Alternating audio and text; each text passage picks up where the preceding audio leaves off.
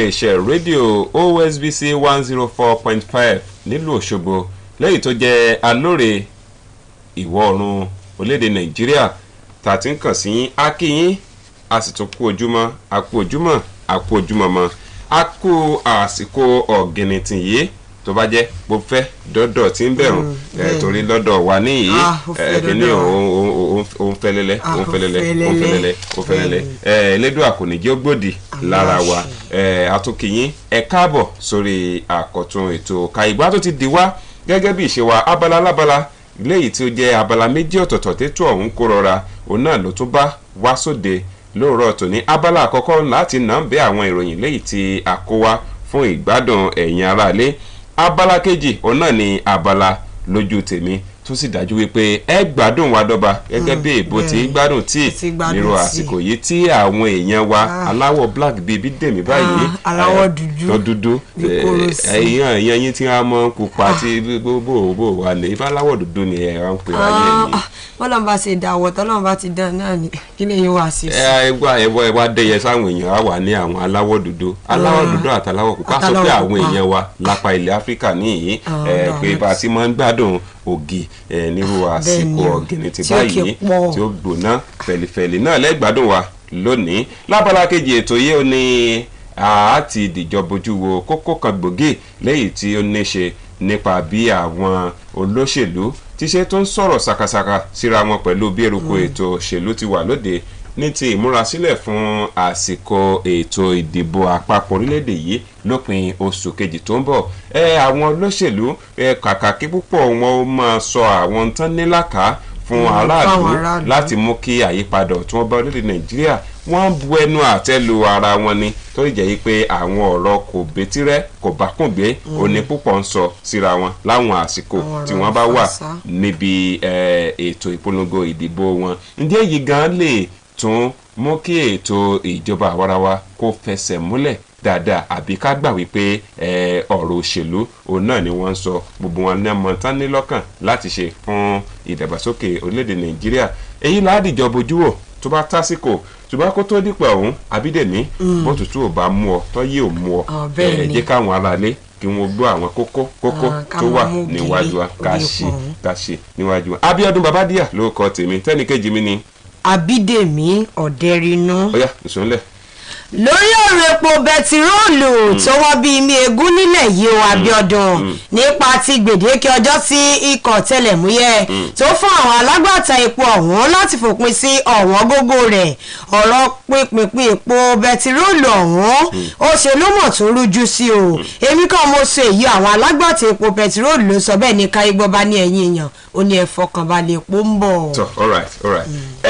lórí ọ̀rọ̀ epo bẹntiróòlù tó wọ́n gógó bí ó tiẹ̀ di mí egún láwùjọ ṣùgbọ́n owó tó wà lórí jálá epo kan ó gara díẹ̀. bẹ́ẹ̀ ni gbẹnu. àrígbámú ìròyìn jẹ́ ó di mímọ̀ wípé bí ikọ̀ tẹlẹ̀múyẹ́ ilẹ̀ yìí ti ní òun ṣe tán o láti gba iná lójú àwọn alágbàtà epo tí wọ́n sọ ọ̀wọ́n epo di mọ́lé láwùjọ wípé bí àwọn àjọ tẹlẹ̀múyẹ́ yìí ti dúkùkù lájà tó ọ̀wọ́n gbogbo epo sì wà ọ́ lólùlù ilẹ̀ yìí Àbújá àti láwọn apá abìkan lórílẹ̀‐èdè yìí.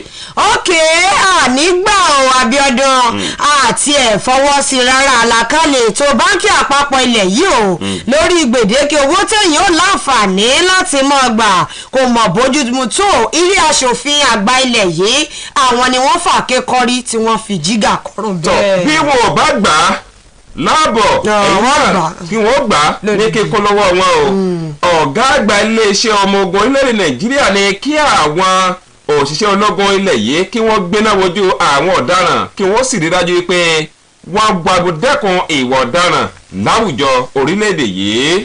bówe bá jọ tẹni bẹ́yìn ò bá lè fèsì Abíọ́dún àṣẹ pé ẹ̀rù ìjà ní mọ̀ ń barú ẹni tọ̀hún o gbèdéke tí báńkì àpapọ̀ ilẹ̀ yìí tí wọ́n fi síta lórí iye owó téèyàn ó mọ̀ gbà ó ní ó jẹ́ ohun tí wọ́n sọ o fún àwọn tó dípò òṣèlú mú èmi kan mo ṣe léyìí gómìnà kan nílẹ̀ yìí ó ló ṣíṣọ lójú eégún ọ̀rọ̀ bẹ́ẹ̀ wípé torí àwọn gómìnà kan ó ní wọ́n ṣe gbérú ìgbésẹ̀ yìí àwọn tó dípò òṣèlú mú.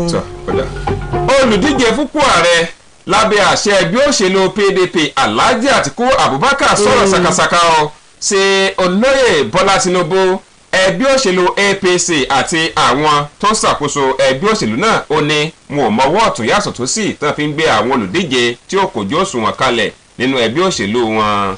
ohun téèyàn ò bá nígbà ló lówó tálíkà lèyìn ó mọ̀ ti kọ́ o aláànígbàsẹ́ ànígbà lásọ ẹ yọ gbàjà bí àmìlà nípò rẹ̀ bí ẹni yọ jìgá ta ló sọ ẹ ó mọ̀ gbọ́ nínú ẹ̀kúnrẹ́rẹ́ ìròyìn. wàhálà tó ń rúgbó nú ẹgbẹ́ òṣèlú Labour Party ló tún gbọ́nà mí yọ o níbi ìgbìmọ̀ lẹ́yìn tó ń ṣe kò kárí ìdarí ẹgbẹ́ ọ̀hún ti fọwọ́ sí júwèlé fún alága ẹgbẹ́ òṣèlú náà lẹ́ka ìpínlẹ̀ Ògùn àtàwọn tó jẹ́ ìgbìmọ̀ aláṣẹ rẹ̀ míì ó ní kí wọ́n gbalé wọn lọ. nǹkan tún fọ́jú pọ̀ lẹ́ka òṣèlú nínú ẹgbẹ́ òṣèlú People's Democratic Party pẹ̀lú bí Ọbásanjọ́ bó ṣe dẹ́rù dá ìbẹ̀rùbojo sílẹ̀ o fún Àtíkù bó ló ṣe jẹ́ gan ẹ ó mọ̀ gbọ́ tó bá ti tó àkó. ṣẹgbẹ́ dúkìá owó tuntun ó mà ti wà láwọn ilé ìfowópamọ́ yíká orílẹ̀-èdè Nàìjíríà bẹ́ẹ̀ àwọn owó ọ̀hún báyìí ti wà nílẹ̀ láti jẹ́ káwọn aráàlú máa gbà á lọ́kọ̀ọ̀kan èjèèjì ọ̀gá àgbà báǹkì àpapọ̀ ilẹ̀ yìí ló fìdí ọ̀rọ̀ múlẹ̀. alright ilé ẹjọ́ gíga tó kalẹ̀ sí Ebonyi máa fọwọ́ sí júwèlé fún àwọn alága ìjọba ìbílẹ̀ àtàwọn kánsílọ̀ wọ́ọ̀dù kan o lórí bí wọ́n ṣe dé ipò lọ́nà tí ò bófin mu.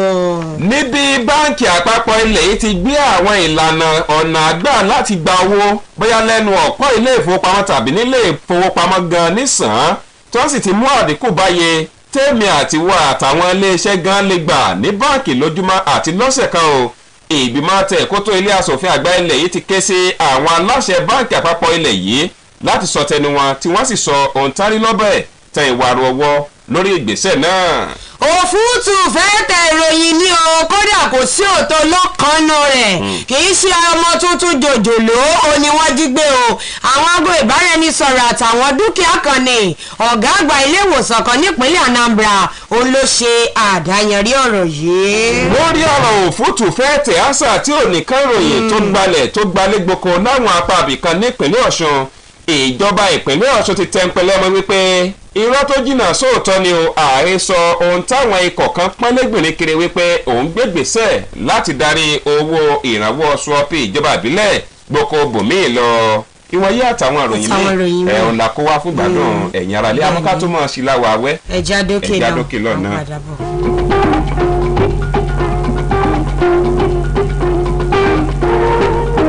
ìgbónagódì ọba wọn nílé àparí kẹ̀mbẹ́ wọ̀lú ọba àwọn Sokoto ẹ̀rí mọ́. owó Global Investment Nigeria Limited dí ọba fún gbogbo àwọn oníbùsùn káàkiri àgbáyé. wọ́n tó jẹ́ alábàáṣepọ̀ tó tọ́ authorized business partner fún iléeṣẹ́ mọ́ọ́kà fún. àwọn ẹ̀dọ̀kí fọ́ọ̀mù alálòpẹ́ kánikẹ́sẹ̀ yàtọ̀ sí àwọn fọ́ọ̀mù akọ́dúnrọ́dá bá dúdọ̀ wẹ́kẹ̀ ni wọ́n ń tà níbẹ̀. different sizes of fọ́ọ̀mù bẹ́ẹ̀ bá ṣe fẹ́ sí lọ́pọ̀ yanturu. kílò bẹ́sìt àti bẹ́ẹ̀ bẹ́ẹ̀ lọ́lẹ́dì wọ́ pẹ̀sẹ̀ tó bá yẹ tẹ̀ kó sọgbà. àwọn ni wọ́n tún ṣe omi inú ọ̀rá tó gbàgbọ́rọ̀ kan. owó blood pure water. àtọ́mi inú ike tó dára tẹ́ next table water. bákan náà ni wọ́n ń ta wáìnì ọlọ́kọ̀ òjọ́kọ̀ pẹ̀lú ọtí ẹlẹ́rìn dòdò níbẹ̀. ilé iṣẹ́ owó blow ń wá alágbàtà fún mọ́ká fún báyìí o.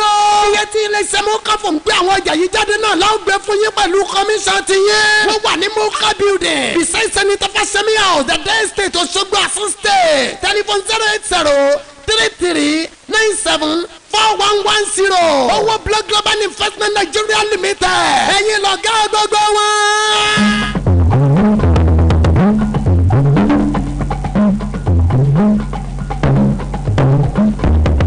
Abídèmí oya jasmine ṣìkìní ọ̀hún. ẹ káàbọ̀ padà lórí ètò Káyégbò náà làwà káwọn ṣìkìní ọ̀hún làwà wẹ́. àwọn alágbàtà epo bẹtiróòlù wọ́n mọ̀ ti sọ̀rọ̀ sókè nígboro ayé Abíọ́dún pé wàhálà táwọn gan kojú nípa pínpín epo ọ̀hún wọn ló mọ̀ kọjá kèrèmí o ṣùgbọ́n tí wọ́n fi ìgbàgbọ́ kíkún wọn pé láìpẹ́ láì jìnnà wọ́n ní ohun gbogbo nípa títò lọ́jà tìrẹ̀rẹ̀ sórí ìlà èyí tó mú kí ọ̀pọ̀ èèyàn kí wọ́n máa kojú pọ́ǹpọ́n náà yan wọ́n ní yóò ròkun ìgbàgbé o àwọn alágbàtà epo bẹtiróòlù ọ̀hún tó jẹ́ ẹgbẹ́ ẹ̀pmọ̀ wá dúnkùkù lájà láti dàṣẹ́ sílẹ̀ tí àjọ tó ń bójútó ọ̀rọ̀ epo bẹtiróòlù nílẹ̀ yìí bá mú kí wọ́n máa kojú ọ̀kun òjọ̀kan wàhálà nípa pé wọ́n fẹ́ sanwó epo. èyí ni wọ́n sọ pé ó rí bẹ́ẹ̀ látàrí pé iye jálá epo bẹtiróòlù kan àwọn alágbàtà tó ń gbé ọjà wọn kúrò nípínlẹ̀ èkó òun ló ti fò fẹ̀rẹ̀ o sí òjìlérúgba náírà lé mẹ́fà nígbà tó sọ ìyà tó kọ sí àṣẹ tí ikọ̀ ọ̀tẹlẹ̀múyẹ́ pa fún àjọ nnpc àtàwọn alágbàtà rẹ̀ lọ́jọ́bọ̀ ọ̀sẹ̀ yìí ni ọ̀kan lára àwọn tó mọ ojúlẹ̀jà nípa ọ̀rọ̀ epo bẹntiróòlù sọ pé àwọn ti fẹnukù táwọn sì ti fi kùnúkù láti jẹ́ kí òpin dé bá títò sórí ìlà láwọn ilé epo ẹ̀rọ tí ó Abíọ́dún pé lọ́jọ́bọ̀ ọ̀sẹ̀ tó ń tẹnubodò yìí ó ní kọ̀ tẹlẹ̀múyẹ́ ni wọ́n pàṣẹ wá fún àjọ tó ń bójútó ọ̀rọ̀ epo bẹntiróòlù nílẹ̀ yìí àtàwọn tọ́rọ̀ kọ́ gbọ̀ngbọ̀n lẹ́ẹ̀kan ọ̀hún pé àfúnyín ní gbèdéke ọjọ́ mẹ́rin péré láti wo ojútùú sí ọ̀rọ̀ títò lórí ìlà àti bí epo bẹntiróòlù ṣe wọ́n bí ní egún nílẹ̀ yìí. ẹni tó jẹ́ alukoro ikọ̀ tẹlẹ̀múyẹ́ Peter Afunaya wàá jẹ́ kó di mímọ̀ fáwọn oníròyìn lórí ìlú ilẹ̀ yìí Àbújá pé àjọ àwọn ti ṣèpàdé alátìlẹ̀kùnmọ́rí pẹ̀lú àwọn tọ́rọ̀ kọ́ gbọ̀ngbọ̀n tí wọ́n pinnu láti fòpin sí ọ̀wọ́n gógó owó epo. ó ní dìgbù ní ikọ̀ tẹlẹ̀múyẹ́ wà báyìí ó sì ti fún àwọn àjọ ọ̀hún ó ti fún wọn nígbà ẹ̀dì láti fi kéde òfin gbé èyíkéyìí àrúfin tàbí ẹni yòówù tó bá kọ tí kò lẹ́yìn tí ikọ̀ ọ̀hún tó ti fún wọn ní gbèdéke èyí tí wọ́n fi ń gbìyànjú láti dáàbò bo ètò ààbò ilẹ̀ yìí kí wọ́n má bàa tún tọwọ́ bọ̀ lójú. àrígbámọ̀ròyìn lóyìn tó tí à lọ́wọ́ níyìn Abídèmí jẹ́ ojúmọ́ wípé pẹ̀lú bí àjọ ọ̀tẹlẹ̀múyẹ́ ilẹ̀ yìí ti ké tantan láti pàṣẹ fún gbogbo àwọn alágbàtà epo wípé gbogbo àtòfimúlẹ́mú àwọn ọkọ̀ lẹ́yìn tí wọ́n fẹ́ repo láwọn ilé epo wọn tó pọ̀ lọ́ba àbẹ̀sùn káàkiri àwọn ìpínlẹ̀ lórílẹ̀‐èdè yìí kí wọ́n yanjú rẹ̀ lọ́wọ́ kan o kó tó di pé àjọ òun yóò tutọ́ sókè fojú gbà á fáwọn tí wọ́n jẹ́ alágbàtà epo pàápàá àwọn tí wọ́n họ epo ọ̀hún sínú kòtò tí wọ́n ta fáráàlú.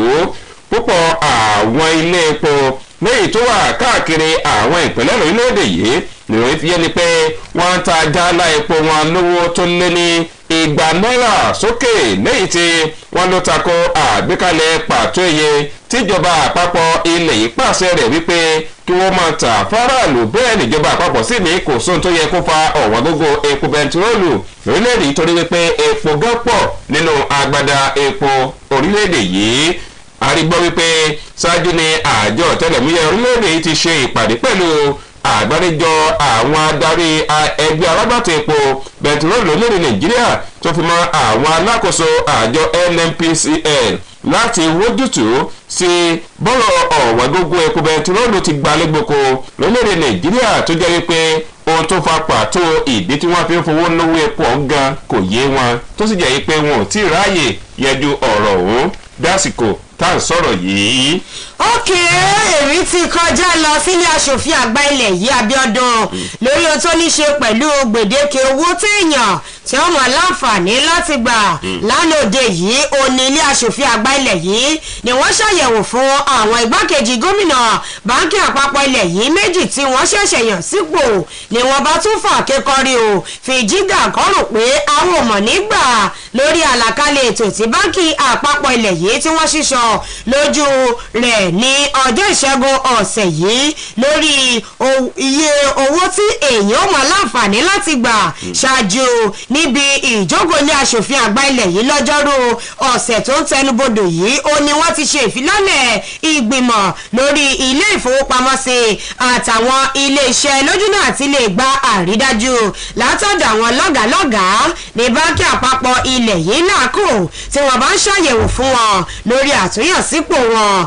Abíọ́dún òótọ́ tó fojú hàn ni pé onírúurú awuyewuye ọ̀rọ̀ òun ló ti ń jà nílẹ̀ rìn lórí àlàkalẹ̀ ètò báńkì àpapọ̀ ilẹ̀ yìí lórí pé gbèdéke iye owó tí olóríjorí àti iléeṣẹ́ lè gbà jẹ́ ẹgbẹ̀rún lọ́nà ọgọ́rùn-ún náírà àti ẹgbẹ̀rún lọ́nà ẹ̀ẹ́dẹ́gbẹ̀ta náírà lọ́sẹ̀ kan tí báńkì àpapọ̀ ilẹ̀ yìí sì ké tantan fún àwọn ìgbìmọ̀ ilé aṣòfin àgbà ilẹ̀ yìí pé àkókò ti tó yẹ kí orílẹ̀-èdè Nàìjíríà kí wọ́n bẹ̀rẹ̀ sí ní ṣàmúlò àlàkalẹ̀ ètò yìí ẹni tó jẹ́ igbákejì báńkì àpapọ̀ ilẹ̀ yìí lórí ọ̀rọ̀ ìdúróore ètò ìṣúná arábìnrin Aishat Ahmed ṣe lálàyé pé láti ìgbà ìṣèjọba ààrẹ àná nílẹ̀ yìí Goodluck Jonathan lọ́dún 2012 ni wọ́n ti tẹ́ pẹpẹ àlàkalẹ̀ ètò yìí tí wọ́n sì tún náwó rẹ̀ dé olú ìlú ilẹ̀ yìí Àbújá àtàwọn ìpínlẹ̀ mẹ́fà míì lọ́dún 2013. bàbá ta tọ́ ni o torí bàbá tọ́ dẹrẹ onídìní ọ̀gá àgbà báńkì àpapọ̀ ilẹ̀ yìí ọ̀gbẹ́ni Godwin Emefiele ti fìdí rẹ̀ múlẹ̀ wípé àwọn owó tuntun yẹnẹyẹnẹ lẹ́yìn tí báńkì àpapọ̀ ilẹ̀ yìí lóhùn ó gbé jáde lóṣù yìí táwọn aráàlú ó sì máa ná ní yàfùyàfù ti gúnlẹ̀ o sáwọn ilé ìfowópamọ́ ilẹ̀ yìí tó sì ti ṣetán láti taari rẹ̀ síta fáráàlú. Àtìjáde kan tí báńkì àpapọ̀ ilẹ̀ yìí fi sórí ìtàkùn Twitter rẹ̀ yẹ kó di mímọ̀ wípé lásìkò tí ọ̀gbẹ́ni Emefiele ṣe àbẹ̀wò sí ààrẹ Muhammadu Buhari nílùú abínibí ààrẹ tí í ṣe Daura nípínlẹ̀ Katsina ló sọ̀rọ̀ yìí wípé gbogbo ètò ló ti wà ní sẹpẹ́ báyìí láti jẹ́ káwọn èèyàn orílẹ̀-èdè yìí máa ná owó tuntun lẹ́lẹ́ láti ìdajì oṣù yìí. Ó ní báńkì àpapọ̀ orílẹ̀-èdè yìí kò ṣe àgbékalẹ̀ àwọn ìlànà tuntun lẹ́yìn tí àti máa níye pàtó iye tí olóríjorí àti àwọn ilé iṣẹ́ lè gbà láàrin ọjọ́ kan àti ọ̀sẹ̀ kan sílẹ̀ láti fi pa ẹnikẹ́ni lára, ṣùgbọ́n ó wà fún ìtẹ̀síwájú tó ń ti ìdàgbàsókè ọrọ̀ ajé orílẹ̀-èdè yìí. Bẹ́ẹ̀ ló rọ àwọn èèyàn ilẹ̀ yìí láti tẹ́wọ́ gba ìlànà tuntun náà wípé káwọn èèyàn orílẹ̀-èdè yìí sì tẹ̀síwájú nídìí gbígba àwọn owó tílẹ̀ yìí fẹ́ pààrọ̀ ojú wọn dà títí di ọjọ́ 21 oṣù kìíní ọdún tó ń bọ̀.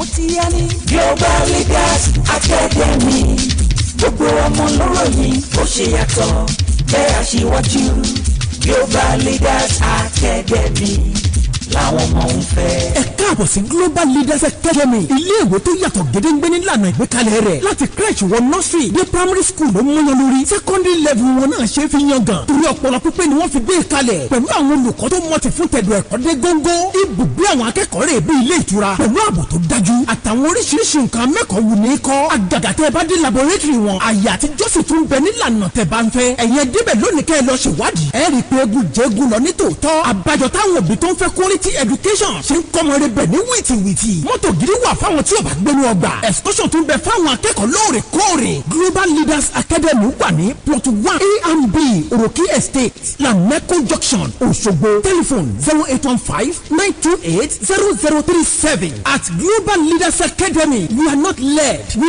lead and always a leader.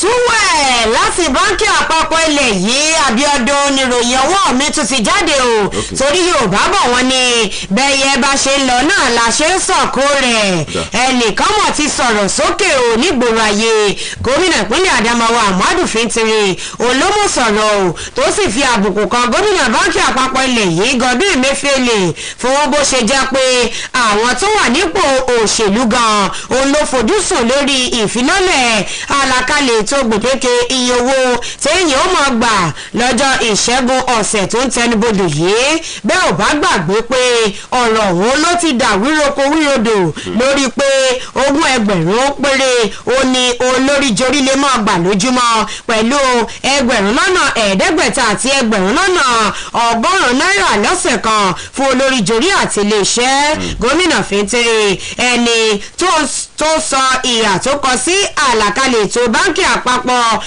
ilẹ̀ yìí lórí brand new one owó tuntun ọ̀hún níbi ètò ìpolongo kan ní kala ìjọba ìbílẹ̀ ong òun ló ti ṣíṣọ lójú eégún ọ̀rọ̀ pé ẹ má pe àjálàbọ̀ fáwa o ètò tó fojú hàn ni pé àwọn tó wà nípò òṣèlú gan ní àlàkalẹ̀ ètò Emefiele olóńbáwí àti ọ̀rọ̀ tó sọ gómìnà fìntẹ́rẹ́ ẹni tó ṣèkìlọ̀ lórí àlàkalẹ̀ ètò ọ̀hún rọ àwọn oníléeṣẹ́ nílẹ̀ yìí láti ṣùgbà àwọn ará ìlú tó sì rọ̀ wọ́n wípé kí wọ́n máa ṣe ohun gbogbo bó ṣe tó àti bó ṣe yẹ kí nǹkan kó lè máa lọ síwájú nílẹ̀ Nàìjíríà. Yorùbá bọ̀ wọ́n ní ohun tó bá kọjú sẹ́nìkan ẹ̀yìn ni ó kọ sẹ́lọ̀ níbi ìlú gángan o. Ọ̀kan lára àwọn abẹ́síkáwọ́ ààrẹ tẹ́lẹ̀ lórílẹ̀‐èdè Nàìjíríà Reno Ọ̀mọ́kìrì ti ní èyíkéyìí olóṣèlú tàbí aráàlú tó bá tako ìlànà tuntun tí báńkì àpapọ̀ ilẹ̀ iṣẹ́ gbé kalẹ̀ lórí iye pàtó owó tí olóríjorí àti àwọn iléeṣẹ́ lè gbà lọ́jọ́ kan àti lọ́sẹ̀ kan péré wípé irú àwọn èèyàn bẹ́ẹ̀ ló jẹ́ ọ̀tá ìlọsíwájú tí wọ́n sì jẹ́ ara àwọn ìsọmọgbè fáwọn tó ń hùwà ọ̀daràn láwùjọ. Ọ̀kan lára àwọn amúgbálẹ́gbẹ̀ẹ́ ààrẹ tẹ́lẹ̀ náà ṣàlàyé pé ìlànà tuntun tí báńkì àpapọ̀ ilẹ̀ yìí gbé kalẹ̀ náà ló jẹ́ ara ọ̀nà láti mú kí ìwà pálapàla bí ìlú àpàlà kó dìtàn láwùjọ orílẹ̀-èdè Nàìjíríà wípé kí máa kó owó tabua káàkiri fún àwọn tí wọ́n ti jingiri nídìí ìwà ọ̀daràn lórílẹ̀-èdè Nàìjíríà yóò dínkù pẹ̀lú ìgbésẹ̀ tí báńkì àpapọ̀ ilẹ̀ yìí gbé. Bẹ́ẹ̀ ló ké sí gbogbo àwọn olóṣèlú àti aráàlú pátá láti fọwọ́ ti báńkì àpapọ̀ ilẹ̀ yìí lẹ́yìn lórí àtìlẹ́ṣe àṣeyọrí nípa ìlànà tuntun léyìí tó ti fi lélẹ̀ báyìí kó sì di ohun tí yóò dìgì àlọ́yè láàrin àwùjọ ilẹ̀ yìí. ìròyìn nípa ọ̀rọ̀ owó tún rè o Abíọ́dún torí bí igi bá ti ń rèlùgì torí ẹ̀ báyìí òun náà là á kọ́ pé ọ̀rọ̀ owó ni ó jẹ mí lógún ju nǹkan mi lọ báyìí. àwọn ọ̀dọ́ kan láti apá ìwọ̀-oòrùn gúúsù lábẹ́ Oòduà Youth Forum ti kan ilé aṣòfin àpapọ̀ ilẹ̀ yìí lábùkù fún pé wọ́n tako àlàkalẹ̀ ètò gbèdéke iye owó táwọn èèyàn lè máa gbà yìí tí ó jẹ́ ètò tí báńkì àpapọ̀ ilẹ̀ yìí gbé kalẹ̀ nínú ọ̀rọ̀ àwọn ọ̀dọ́ yìí ni wọ́n ti sọ pé àwa kọ abẹnugan ilé aṣòfin àpapọ̀ ilẹ̀ yìí Fẹ́mi Gbàjàbíàmílà pátápátá tí wọ́n sì ń lọ gòtọ̀tàn wípé ẹ̀yọ́ nípò ẹ̀yọ́ bí ẹni yọ jìgá ẹ̀ rántí pé ṣáájú níbi ìjókòó ilé aṣojúṣòfin àpapọ̀ ilẹ̀ yìí ó ní wọ́n ti pa á láṣẹ o fún gómìnà báńkì àpapọ̀ ilẹ̀ yìí láti ṣẹ́wélé àlàkalẹ̀ ètò wọn àmọ́ ṣá tí olùdarí ẹgbẹ́ àwọn ọ̀dọ́ náà Adébálógun tó ṣàpèjúwe ìdásí ilé aṣòfin àpapọ̀ ilẹ̀ yìí gẹ́gẹ́ bí ọ̀nà tí wọ́n lò bí ohun tó tako òfin kódà gan ó tún ṣàpèjúwe ètò ọ̀hún gẹ́gẹ́ bí èròǹgbà inú ẹnìkan tí báńkì àpapọ̀ ilẹ̀ yìí kò gbọdọ̀ rọ́lù rárá. Làwọn ọ̀dọ́ ọ̀hún ni wọ́n bá tún mú ìgbègbè ẹnu pé ìdí tá a ṣe ń kọ Gbàjàbíàmílà wọn ní ọmọ ṣẹ̀yìn àìlèwá ojútùú sí ọ̀rọ̀ àlàkalẹ̀ ètò gbèdéke owó tí èèyàn lè gbà nílé aṣòfin àpapọ̀ ilẹ̀ yìí lábẹ́ ìdarí rẹ̀. tọ lẹ́yìn owó náà ni ṣùgbọ́n lẹ́yìn ìròyìn owó tó kà tán ó kọ̀rọ̀ òṣèlú.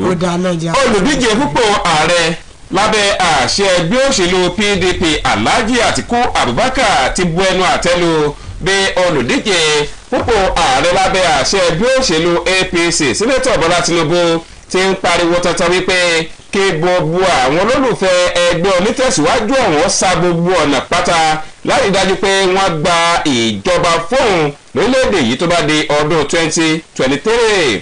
Alhaji Atiku Abubakar ló ṣàlàyé wípé bí olùdíje púpọ̀ ààrẹ lábẹ́ àṣẹ ẹgbẹ́ òṣèlú APC ọ̀hún ti ní bó bá ṣe gbà ní kí gbogbo àwọn olólùfẹ́ ẹgbẹ́ òṣèlú APC ó fọ̀rọ̀ ń ṣe o láti gba ètò ìṣàkóso fún òun ní ọdún 2023 eléyìí ló ní ó jẹ́ ara ètò ọ̀rọ̀ tó ń ṣe ìdúkùkùlájà fẹ́tò ìṣèjọba àwarawa wípé òṣèlú bó bá o pa bó o bá o bù lẹ́sẹ̀ ló jẹ́ èyí tó kù díẹ̀ káàtó fún ìṣèjọba àwarawa lórí èyí nígbà tó ń fèsì sí ọ̀rọ̀ Alhaji Atiku Abubakar ọ̀hún lẹ́yìn tí wọ́n fi síta nípasẹ̀ àtẹ̀jáde kan.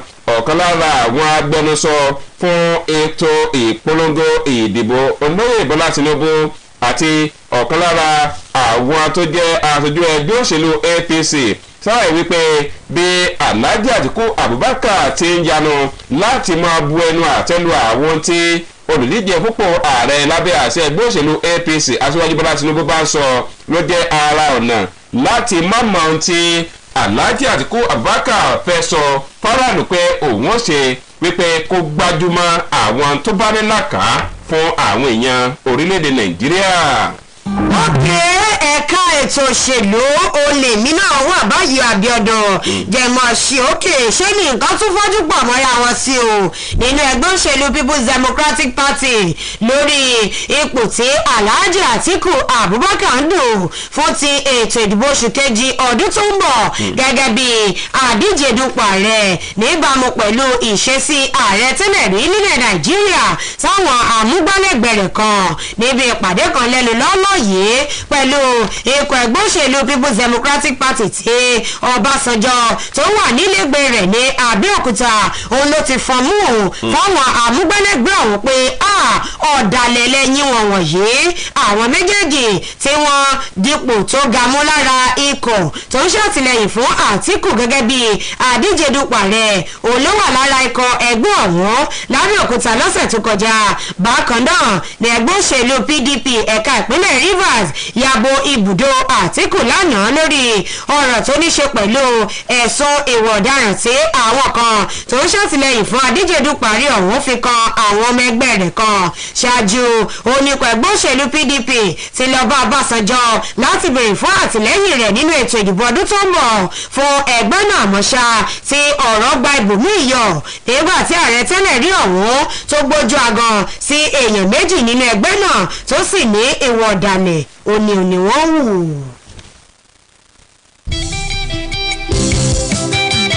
Apostolic Church World Evangelistic Outreach gbẹdẹ. Ìsọjí ọlọ́jọ́ mẹ́ta tó kún fún iná àti agbára. Tí a pe àkọlé rẹ̀ ní ojú rere tí ènìyàn kò lẹ́tọ̀ọ́ sí. Ìwé Ẹ́sítérì orí kejì ẹsẹ̀ karùndínlógún àti ìkẹtàdínlógún. Bẹ̀rẹ̀ láti ọjọ́ kẹrìnlá sí ọjọ́ kẹrìndínlógún oṣù kejìlá ọdún 2022. Ní dédé agogo mẹ́rin lójoojúmọ́. Ní CAC City of Prayer District Headquarters. Kìlómítà 3 Kúta Road Ilé Ogbó Ọ̀ṣunṣe. Níbi tí bàbá wa wòlíì Ọlọ́run alààyè tó rí orí ọ̀fẹ́ gbà. Wòlíì Ezekiah Ọládèjì Ajínrere àgbà fún ìjọ Apostolic ti Kristi. Ní Nàìjíríà àti lókè òkun. Yóò máa tipasẹ̀ mímọ́ sọ̀rọ̀ sáyé rẹ̀. Tí ayé ń bá ọ fínra ni. Iṣẹ́ rẹ̀ kò lọ dédé bí. Tàbí ogun òkùnkùn kò fún ọ lọ́nà lọ. Wòlíì Ezekiah ló wípé máa bọ̀ wàá rí ojú rere lọ́rùn gbà láì lòdùn wọn. Olùṣọ́ àgùntàn ẹ̀sẹ̀ Ọbadélé alábòjútó ẹ̀kú kékeré ilé ogbó. Olùṣọ́ àgùntàn ẹ̀sẹ̀ Ọládélé ààrẹ CAC ní Nàìjíríà àti lókè òkun. Alàgbà Dr. Akin Ògúnbíyì ni olùkéde. Jésù Kristi ni Olúwa.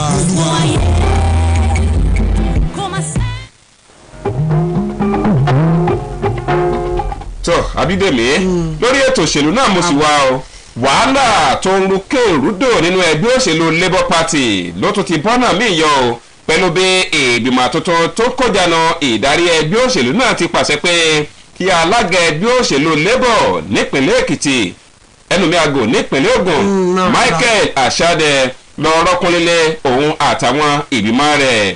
Bákan náà ni ìgbìmọ̀ adarí tuntun ọ̀hún tún pàṣẹ kí alukoro ẹgbẹ́ náà lórílẹ̀‐èdè yìí Àbáyọ̀mí Arábàmbí náà fi iṣẹ́ ọ̀hún sílẹ̀ kó sì kọ́ lọ rọ́kúnlé náà lórí ẹ̀sùn yìí pé ó sojú méjì bíi dà nídìí ètò òṣèlú lásìkò yìí.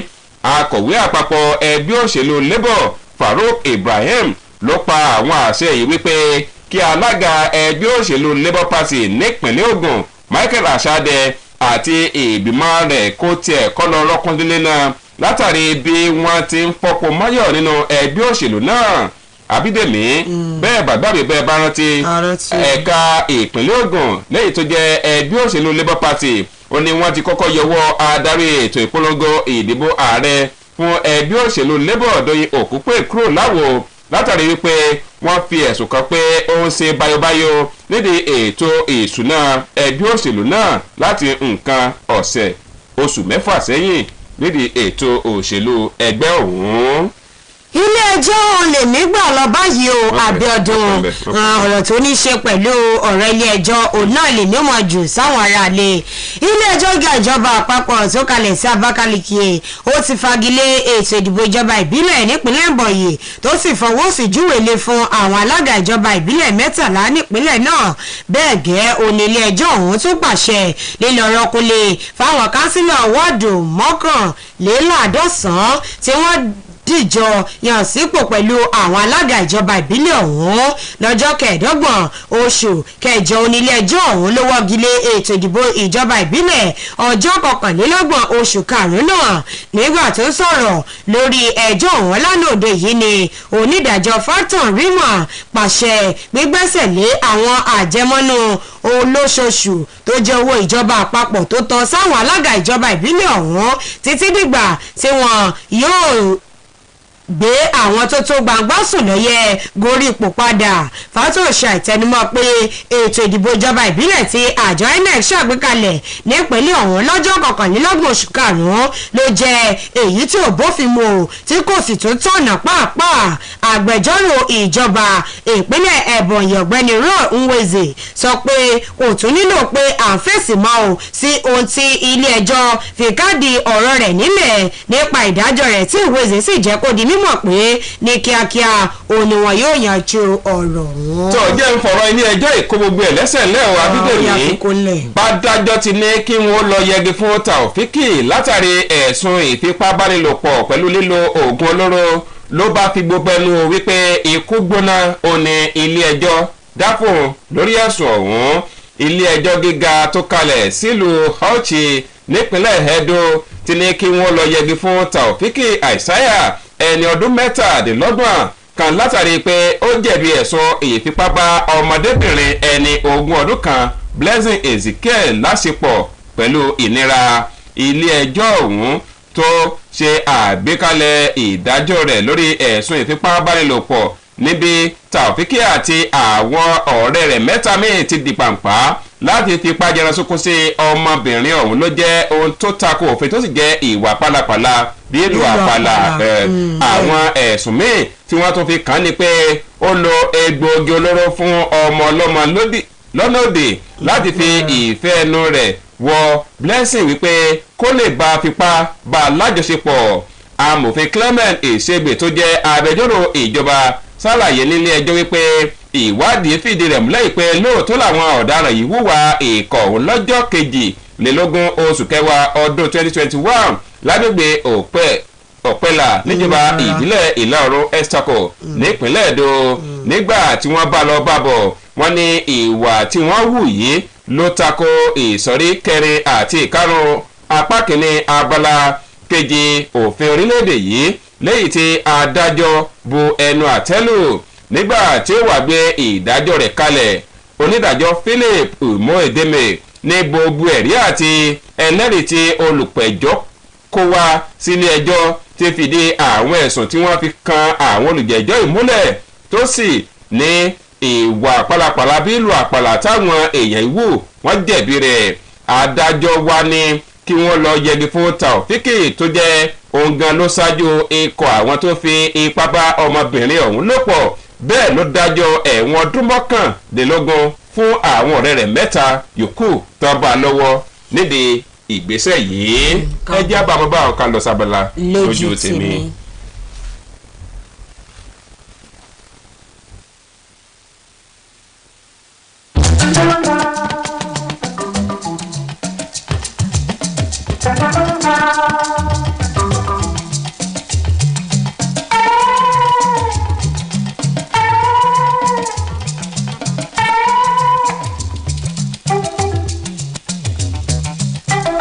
tó lábala lójú tèmi ǹtá dìjọ̀gbójú wò lábala yìí ni bí àwọn olóṣèlú kọ̀ọ̀kan tó ṣe ń sọ ọ̀rọ̀ ṣàkàṣàkà ọkọ̀ gbàìsírẹ́ kò bá kùn gbé síra wọn lẹ́sùn òdùpọ̀ òṣèlú láti lè dírẹ̀ bẹ́ẹ̀ níwájú àwọn olùdìbò kí wọ́n lè dìbò fún wọn lórí èyí tí àwa ń wò náà ni pé níbi tí ètò ìṣèjọba àwarawa tó lajú dé tó sì ti talé tagbòde ǹjẹ́ a sì nílò irú àwọn nǹkan wọ̀nyí láwọn àsìkò ètò ìpolongo ìdìbò àbí ohun tó bá yẹ kí àwọn olóṣèlú kí wọ́n ṣe tán fẹ́ ṣe fún aráàlú tí wọ́n ti lálàkalẹ̀ náà kọ́ ló yẹ kí wọ́n máa sọ ní àwọn àsìkò tí wọ́n bá wà níbi ètò ìpolongo ìdìbò bó lórí lójú tiyín níbẹ̀ 08187775777 ní nọ́mbà tó fi lè já sáré tó.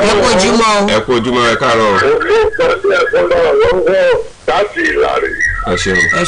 nítorí àwọn olóṣèlú wa ní ìfẹ́ òpin ní wọn bá nǹkan kan. nígbà tí wọn bá ní lóòrò ìgbà láti fáwọn èèyàn bí ẹ kó máa sọ̀rọ̀ dé. ó bẹ́ẹ̀ tó wá dàbí rẹ̀ ṣe ń gbọ́ mi. agbóyin. tàbí kan lọ́dọ̀ tó fẹ́ parí wọ́n bọ̀ láti ìgboro wọ́n pàdé tó bẹ̀rẹ̀ tó tẹ̀lé wẹ̀rẹ̀ wọ́n bá ní lọ́gọ́ta tàbí ṣùgbọ́n lọ. àwọn ọlọ́run mo rí gbà ọ́ àwọn ọlọ́kadà tó gbá nítorí nítòsí kọ́lẹ́jì yẹn wọ́n wá gbé wọn bẹ́ẹ̀ ni ilé táwọn wá gbọ́ pé mọ́tò àkíkú àgùnmọ́ta ni. ẹgbẹ́ ní kó ṣe sùúrù wọ́n sọ̀rọ̀ gidi tó gbogbo owó máa dín ìrọ́jọ́ ìdájọ́ ṣẹ́gbọ́. ẹ ṣeun ẹjá tó wọn ti ẹlòmíì sọ 08187775777 ọ̀rọ̀ tí àwọn olóṣèlú fi ń ṣe ìpolongo ìdìbò lásìkò yìí bó lórí lójú yín. ẹ kojúmọ́ o. ẹ lọ ẹ káàárọ̀ ẹ bá sọ rédíò yín. ẹ ṣeun ó kọ yín. orúkọ yín bẹ́ẹ̀ tí ń pè wá. ọ̀tún bàbá mi láti ìlú òjò ní ìsàlẹ̀ o. à ń gbọ́ yín. ṣé olóṣèlú wọn lẹ́kẹ́ fún àníkà máa sọ ọ̀yọ́ kò bá kú gbé kẹ́lẹ́tọ̀ kó ló dé wá lọ́sọ̀rọ̀ pé àgbà náà ti ní àgbà. ẹsẹ̀ ni àtọ̀ sí ẹ̀yìn láti ẹ̀ padà ọbẹ̀ dà fún ọbẹ̀ fẹ́ fún nàìjíríà gangan òun ni ká ṣàlàyé ká sọ. wọ́n ti ká ṣe ní o. ọba ní ìkànṣẹ́ máa tàtò ká búra ká bú kọ́ àlẹ́ kan ìṣùkọ́ ọ̀lẹ̀ kan ìṣùkọ́ ọ̀lẹ̀ kan olódò kéde kan àní bá mú wọn ọgbẹ́ olóṣùkọ́ lọ́jà ní tàkẹ́lẹ́ àgbà fọ́ọ̀mù. ọba tí mo ti fún un ká ìgbìjọ́. ẹ ṣeun 08187775777 ẹ kojúmọ́ o. ẹ ṣeun ó kọ yín. tọ bóyá lórí lójú yín. àwọn olóṣèlú wa eégún ni wọ́n àwọn àmẹ̀kúnnù bá ń dìbò àwọn là ń tẹ̀lé eégún mọ̀jẹ́ bí wọ́n kó mọ bí tí ń lọ àwa nìkan là mọ bí a ń lọ àwọn eégún mọ bí tí wọ́n ń lọ àwa nìkan là mọ bí tá ń lọ. àwọn tẹ́tí tẹ̀lé eégún náà lérò ìwé kò ní gbogbo gba tiwọn wọn lérò lọ́kàn rí pé ẹja sọ fẹ́ kó pé bíbá báyìí ló wà lọ́rùn lọ́rùn àwa náà lọ́rùn tí ò bá lérò lẹ́yìn kò lè jáde ìgbé kò ní gba tiwọn ní ti ń lọ ní ó máa lọ ìwà tí wọ́n wò fún wa nù wọ́n mọ bí tí wọ́n lọ wọ́n àbúrò wọn o ọ̀rẹ́ ni wọ́n wọ́n mọ bí wọ́n ti ń pàdé jẹ́ ti ń dì mọ́ra wọn títẹ̀ wọ́n á pàdé nu pléèsì ẹjọ́ lọ ìlú ìbò ṣé wọ́n wà á mọ ọyọ̀ kúkú síra wọn. ó dọjọ́ kó pẹ́ńpẹ́ńgbà ní ìjọba ọ̀sọ̀ ògbó bí nàìjíríà ṣe rí ṣùgbọ́n àárọ̀ ògbó nìkan ló dáràn. ẹ kú ètò. ẹ ṣeun. ẹ ṣeun bàbá. ẹ kú ojúmọ́. ẹ kú ojúmọ́ o. ẹ ṣeun ó kọ yín. ní ìsàlákọ̀lọ̀ ẹ látàwọn olóṣèlú wọn ò sì ṣètò wọn ò sì ní ìpínlẹ̀ wọ́n kúlọ̀ fún dáadáa ni kí wọ́n má máa fi gbáráwọ́ sílẹ̀ ṣètì bọ́. ìṣèlú náà tó pa dáadáa kí wọ́n sọ́ra wọn wọ́n ti ṣèkan lọ́wọ́ náà gbogbo nǹkan tó kí wọ́n sára wọn ní nǹkan ó sì fún wọn. ẹ ṣeun 08187775777 ẹ kú ojúmọ́. a dà fún yín. àmín. àgbà yín àgbà. àmín ó kọ yín. táíwò gẹ́gẹ́ látẹ̀lẹ́ ẹlẹ́ nílùú Ilé-Ifẹ̀. ẹ ṣeun. ó jẹ́ nǹkan tó ṣèyàn láàánú pé àwọn olóṣèlú wa wọ́n á mójútó nǹkan tó ń ṣe wá lù rè kò dẹ̀ dá bẹ́ẹ̀. àwa ni wọ́n fi gbogbo èkú gbogbo tó ń bù yẹn irọ́ ni wọ́n ń pa bí bàbá wa bẹ̀rẹ̀ fàjẹ́ sọ.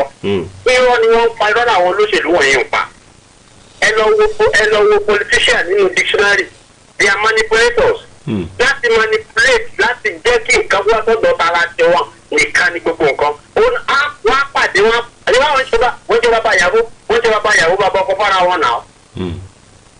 eré ìtawà ń bẹ̀ wọ́n fún ni pé kàn ṣáàjọ́ ẹ ẹrù eléyìí tó ń dìgalẹ̀ ọkọ̀ ní kẹ́jẹ́ ká kó lé sọ́mà tó di ẹrù ní ilé wa lórí mọ́ ìlú yìí ìlú yóò wà òkè kọ́ọ̀jọ́ torí tọ́lọ́run ní abẹ́ wọn ni ó àdúrà yóò gbà mẹ́ẹ̀. tó àmì bídèmí ẹja máa fi ẹ̀yìn ṣe àga máa fi ṣe lórúkọ náà tó àgbà fẹ́tò yìí Abímbọ́lá Babátúndé Motúnráyọ̀ Ayégbáyọ̀ òní olóòtú Abíọ́dún Babádíyà ńlọkọ tèmi tẹ́ni kejì mi tájọ mẹ́tò wá. Abídèmí Ọ̀dẹ́rin tí mò ń sọ fún wa pé ká máa ṣe pẹ̀lẹ́pẹ̀lẹ́ ó dìgbà kan náà.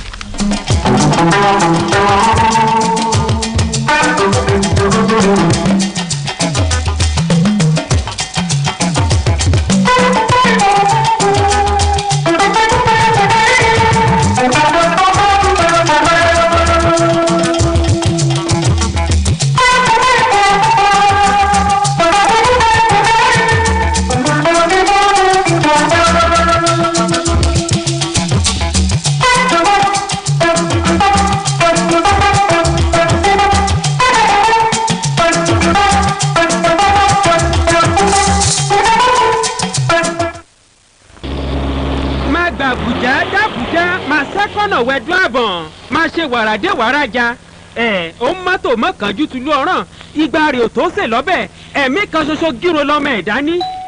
ẹ ǹlẹ́ o alábàágbé mi mo ní kí n wá bẹ̀yìn wò ni ìyá Bíọ́lá àlàáfíà la wà. ẹ ṣeun. mo kọ yín kọ wọ́n wà ẹ̀yin náà ńkọ́. kódà ìyá mi lábúlé gan wà lálàáfíà ìyá Bíọ́lá ṣé kò sí. èmi wò ìtasọ́sọ́ jọ̀lọ́ fún yín ò jẹ́ rí mú mi o ni mo bá ní wá fọwọ́ ara mi tún ara mi ṣe. ẹ wọlé wá jẹ́wọ́ jàre. àgbẹ̀ ìyẹ̀fun ìsẹ̀bẹ̀ ọ̀ngá jọ̀lọ́ọ̀fù tuntun dé o ohun ìsẹ̀bẹ̀ tó ń fúnrẹ́sì jọ̀lọ́ọ̀fù yín lójúlówó adùn àti ìtasọ́sọ́ jọ̀lọ́ọ̀fù tí ò ṣeé kọ̀ sílẹ̀. Onga, Mama's helping hand. Do you need a reliable and super fast unlimited internet for your business and home use? If yes, iWorld Networks is your solution with our uptime affordable internet via fixed broadband. No data caps and throttling. You can enjoy your distance learning, business meetings, and family time with our reliable internet. With 24/7 proactive customer support and 99.8% uptime. We also provide connectivity for offices, schools, financial services, hotels, government, etc. We guarantee super-fast Wi-Fi 6 technology for residential, SMEs, and enterprise businesses. Chat with us on www.iwn.ng. iWorld Networks, we've got you covered. Sign up and get connected today.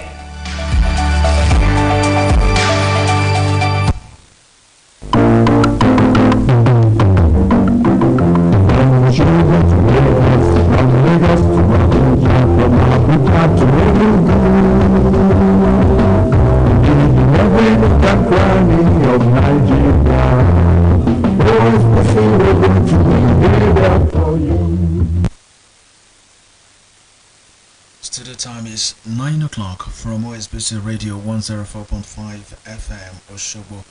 It's now time to bring you a breakfast tray.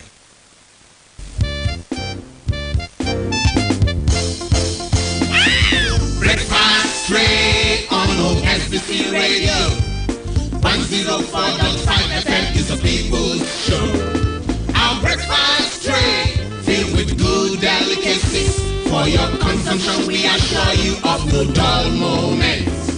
From 9 a.m. to 10:30 a.m. every Saturday morning, you meet our guests on the show. You listen to career guidance, phone in on missing link, health talk, fashion trends, talent hunts, and other things. Breakfast tray every Saturday morning. You can beat the feeling.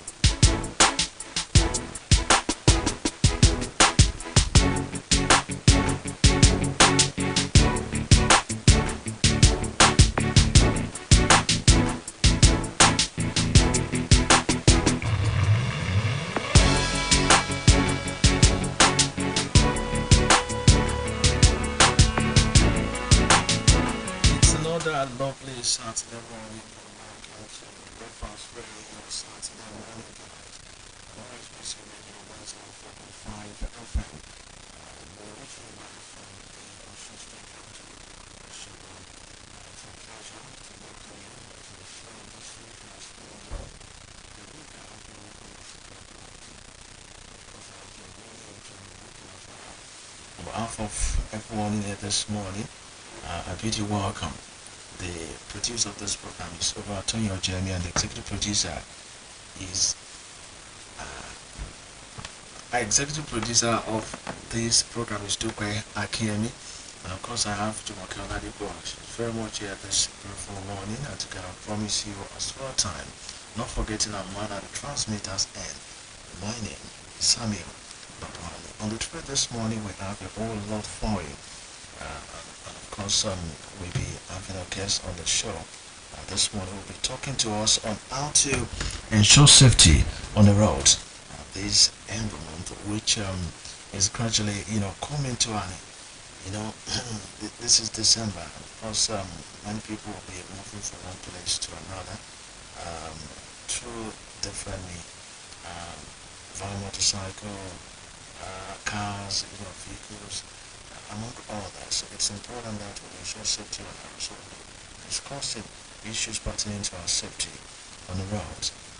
This Yuletide season, Christmas is in the air. Of course, here at OSBC, we flag off for the Christmas show. And during the weekend, this is the time to make sure that's right. So, we're in that season where we have to talk about issues pertaining to our safety as Nigerians. Okay, don't forget we also have some other interesting segments for listening pleasure as well. Kitchen corner coming your way. We have entertainment news, fashion segment will also be brought to you. That's for the ladies most especially, and the business train segment will also be brought to you in this week's edition of Breakfast Radio. We're going to hit the ground running this morning because I guess as an official assignment, permit me to introduce him now. We're not going to take any segment before we introduce him. And I guess this morning we're talking to us Safety General this entire season is Assistant Paul Marshal UI for January, Summer Commanding Officer FRSC Zone RS11 in charge of Osun, Oyo, and Ondo State. Good morning and many thanks for joining us on Breakfast with this morning, sir. Good morning, producer, and good morning those listening to us at home. Good to see you. Thank you. And may I say compliment of the season? Compliments to you too. Okay, now this is December. Today is the 10th, and the Ember months generally are associated with road crashes across the country. I would ask you, every year we talk about these things, even on a regular basis. I know you do a lot of sensitivity, but considering the peculiarity of this time, the Yuletide season, what would you say is responsible for the high rate of road crashes that we usually record on the roads in the country? Yeah, thank you very much, producer. Certainly when it is getting to the end of the year like this, there are a lot of activities going on. It's a tradition that you see our people opening of houses, marriage ceremonies, a lot of activities going on. So it is expected that traffic activities increase during this period. And then the road is so jam-packed, especially people are traveling from one destination to the other to meet up with these activities. So you find out that a lot of crashes are being recorded due to speed, and then of course some link happiness to drinking and driving, and that is not supposed to be. So overspeeding is a major issue here. What are some other issues, apart from overspeed? Some of the disregard, for traffic rules and regulations that are responsible. You've mentioned overspeed now. What about overloading as well? Yes, I have. When we talk about traffic rules and disobedience to traffic rules, we link it to the human error, because vehicles cannot just drive themselves. It has to be that someone will be in control of the steering. The behavior of the person who is in control of the steering is what actually determines how safe the vehicle will go. So speed is number one. When you speed more than the required speed limit, it is expected that you are disobeying the traffic rule. Then we have overloading. Overloading, all vehicles have the axle load where you have the number of kilograms you are supposed to carry on your vehicles, and passengers and persons at the same goods at the same time. So overloading is another one. Then disregard to traffic rules generally, especially, for example, when it comes to sharing the road with other road users. Don't forget, you are not the only person on the road. There are other road users. You have the motorbike, you have the bicycles, you have pedestrians and animals as well. Domestic animals, of course, also apply the road. So you find out that a lot of activities go on the road. Since you are not the only one, that is the main reason why you have to be very careful while you are on the steering. Thank you very much. I would like you to talk about what you're doing as an agency of government to ensure that motorists, I'm going to use the word tame, or control during this season. As I said earlier, there are so many activities that many people lack patience. There's so much speeding, overloading. Some people even do because they don't want to sleep on it. That's the escapes that they give. What exactly are you doing as an agency of government to ensure that our roads are safe during this season, and we do not record high rate of road crashes? Well, here in Osun State and the states that I'm in charge of, Oyo and Ondo, we have gone round the states even before the starting of the Ember month that starts in September. I have been in Ondo State, I have been in Oyo State, and there was a rally here in Osun State as well. We have, FRS is a very proactive organization. We have mapped out our strategies. We have the special marshals as well who are volunteers. They are equally going to join. And we have gone around to sensitize the motoring public on the reason why they have to drive safe, and then ensure that all the vehicular parts are in good order, especially when it comes to brakes, when it comes to lighting system, and then of course make sure you service your vehicle so that to avoid any breakdown. So we have told them enough, and then the enforcement is equally going to come side by side, because where there is no offense, there is no law. We have to enforce these rules and then make sure that the motoring public are obeying the traffic rules. So we have planned our strategies. Recently I was in Abuja, and then we were giving marching orders to go back to our commands and ensure that the public are told on what to do. Even we have not stopped that enlightenment. It's a continuous one, and then we have started it, and then we are going to continue, and we have mapped out our strategies. Yes. Thank you very much for all that, for what you're doing to ensure that our roads are safe during this season. I would like you to talk about some of these rules that people need to observe. That are very germane, that are very important for every motorist. A lot of people on the road without the driver's license. They've not gone to the driving school to learn how to drive. Just pick up a car, pick up a vehicle, and then start driving. So that has been a major issue. Many people, and some people, they are aware, but because maybe we do not have, enough, enforcement or stronger enforcement. A lot of people, try to boycott some of these rules. So I would like you to speak on that. During this season at Africa, before embarking on a journey, what am I expected to do? Most especially for those people who are not aware, who have not really gone to, learn how to drive. Well, in those days when there were driving schools being handled by the works department, we used to have driving schools, but for now you cannot obtain the driver's license without attending a certified driving school, because it is expected that you are properly trained on the rudiments of driving.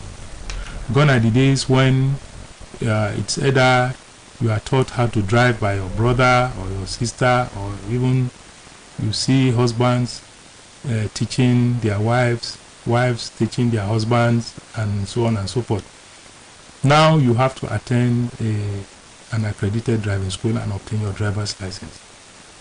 The driver's license is very important. That is your certificate of driving. You have to have it, and then in case, God forbid, you are involved in a crash, your information is written on the driver's license. There's the barcode where your blood group and your phone numbers are all there, so that if there is need for blood transfusion and lots of such things, you get it easily done. Having said that, the driver's license, like I said, is documented. Then your vehicle particulars must be up to date.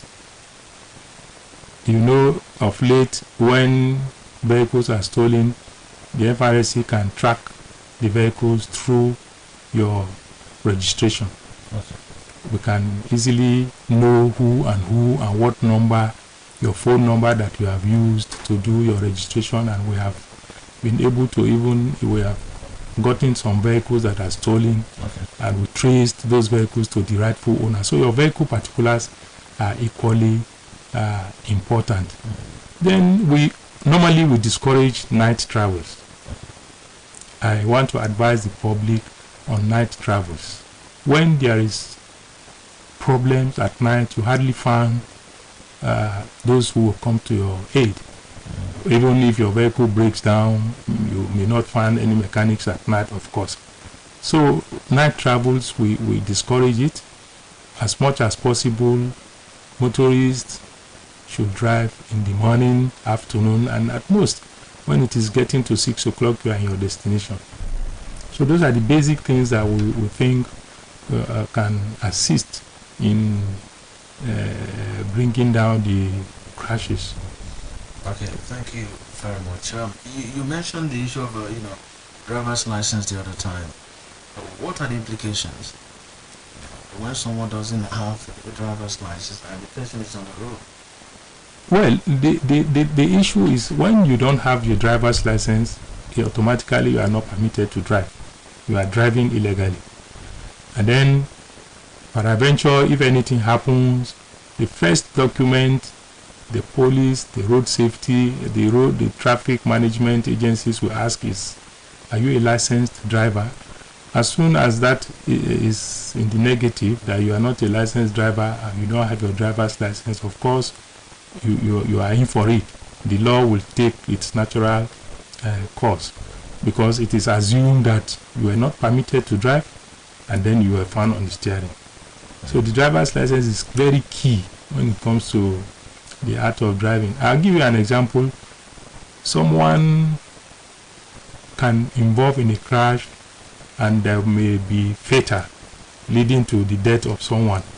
If you are not permitted to drive, your sentence will be different, quite different from if you are permitted to drive. well, that is for the lawyers to determine. But I know if you are not licensed and you are involved in a crash that claims someone's life, you may be in for it. You will, not even you may, you will be in for it more than the one that has the driver's license. But how often do you prosecute people who flout this law? Because the way you're saying it, we know a lot of drivers, You see, the FRSC, we have a lot of cases in the court, and then of course, just like it may not be for public consumption, but I quite know that we have a lot of cases, and then our structure is such that in each command we have the legal officers, and then in the zonal level we have the zonal legal officers. So there are a lot of cases here and there that we are prosecuting people who don't have driver's license, people who attack our operatives on the road.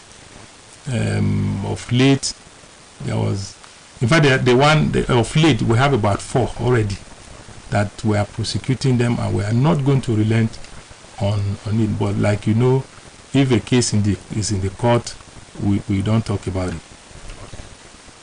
That would be presumed prejudice. Now let's talk about about speeding. There was a time the federal government launched the speed limit device. If I may ask you, if everybody has it, I know it will be very useful. It will go a long way in reducing the number of crashes that we have during the entire season, special season of the year. So, how effective has been the speed limit device? And do you think a lot of people, a lot of Nigerians have keyed into that? Yes, the program is still on, the speed limiting device, and then we have advised, especially the commercial vehicles. When it was launched, we started with commercial vehicles, and then the organized transport sector, the fleet operators, and so on and so forth, and they have been complying. Again, we have the offenses for that. So our operatives that are on the road, I think last week alone we have violators, and we have sanctioned them appropriately. And then if you see vehicles in our office parked, most of those vehicles are vehicles that don't have speed limiting devices. It has to be fixed before they leave. Well, it's not the road safety that is doing that. We have professionals, engineers that we have certified to do that.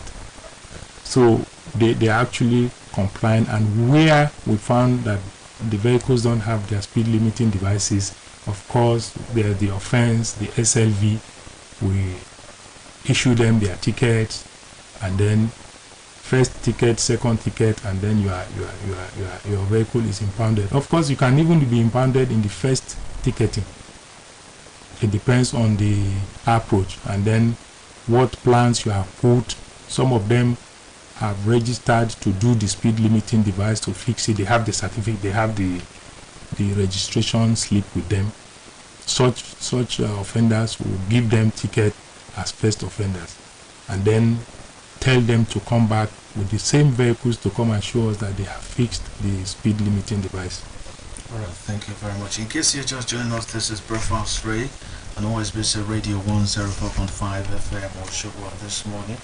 And speaking with the Assistant Commercial of the New Fire, Ochamere, a Zonal Commanding Officer, FRSC Zone RS11, in charge of Osun, Oyo, and Oyo State.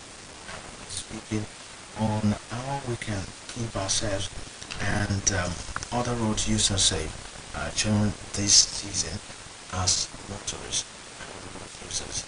Okay, I would like you to talk about, some of those things that we need to do. I'd like you to take the one after the other, explain to those who are listening to us at the moment, especially the issue of vehicle servicing the other time. I would like you to expatiate more, expatiate on that. Yeah. Thank you, producer. You see, when your vehicles are not in top form, you are bound to have breakdowns here and there, and then sometimes you have, if vehicles are not well serviced.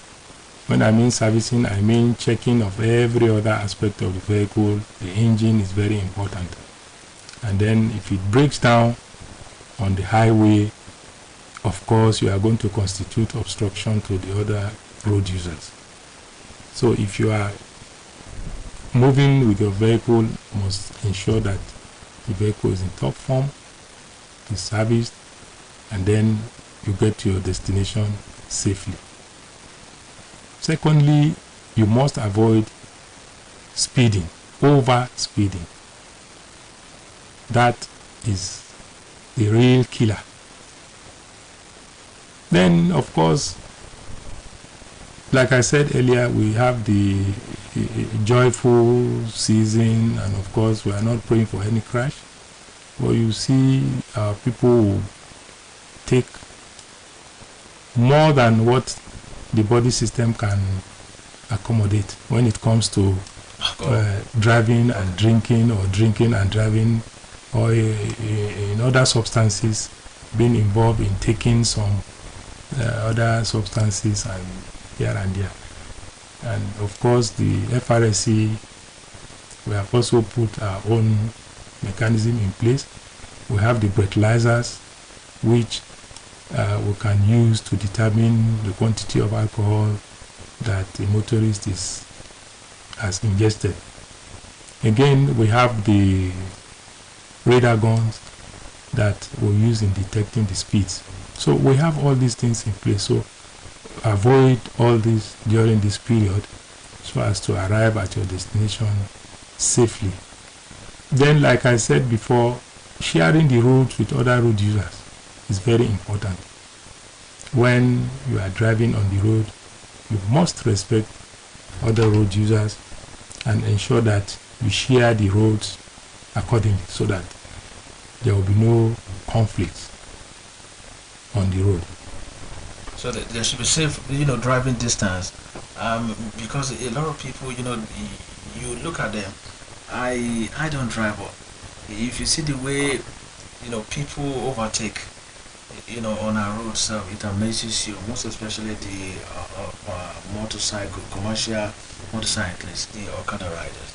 I think we should use this opportunity, even drivers as well. Thank you, producer. About the distance that they should maintain. Thank you very much. We have again the safe distance. You see, there is what you hear some motorists are saying, I follow him bumper to bumper, and so on and so forth. That is not expected.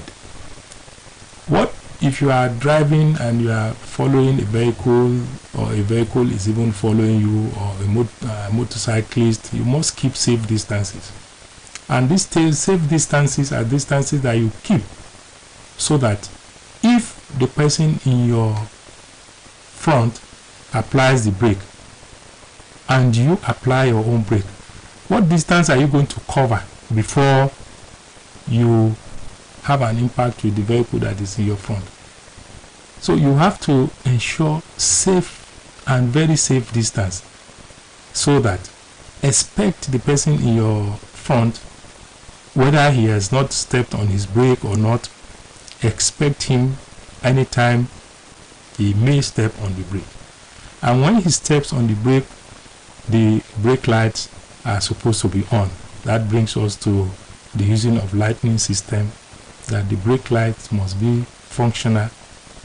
Then you behind, if you are applying your brake, you ensure that at the point of applying your brakes and the speed with which you are coming, are you going to stop or slow down before you have an impact on the vehicle that has applied brake in your front? That distance is what we call safe distance, and you must keep that safe distance. And then while overtaking, The rules of overtaking is you must see the opposite side.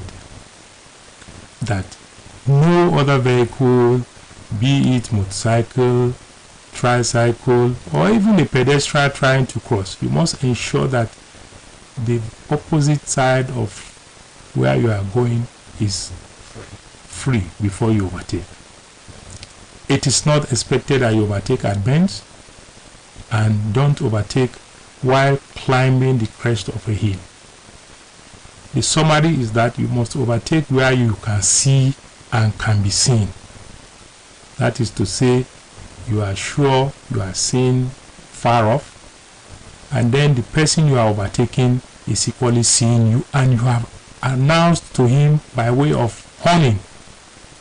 You see, some of our motorists think the horn is to greet their friends, and it's not like that.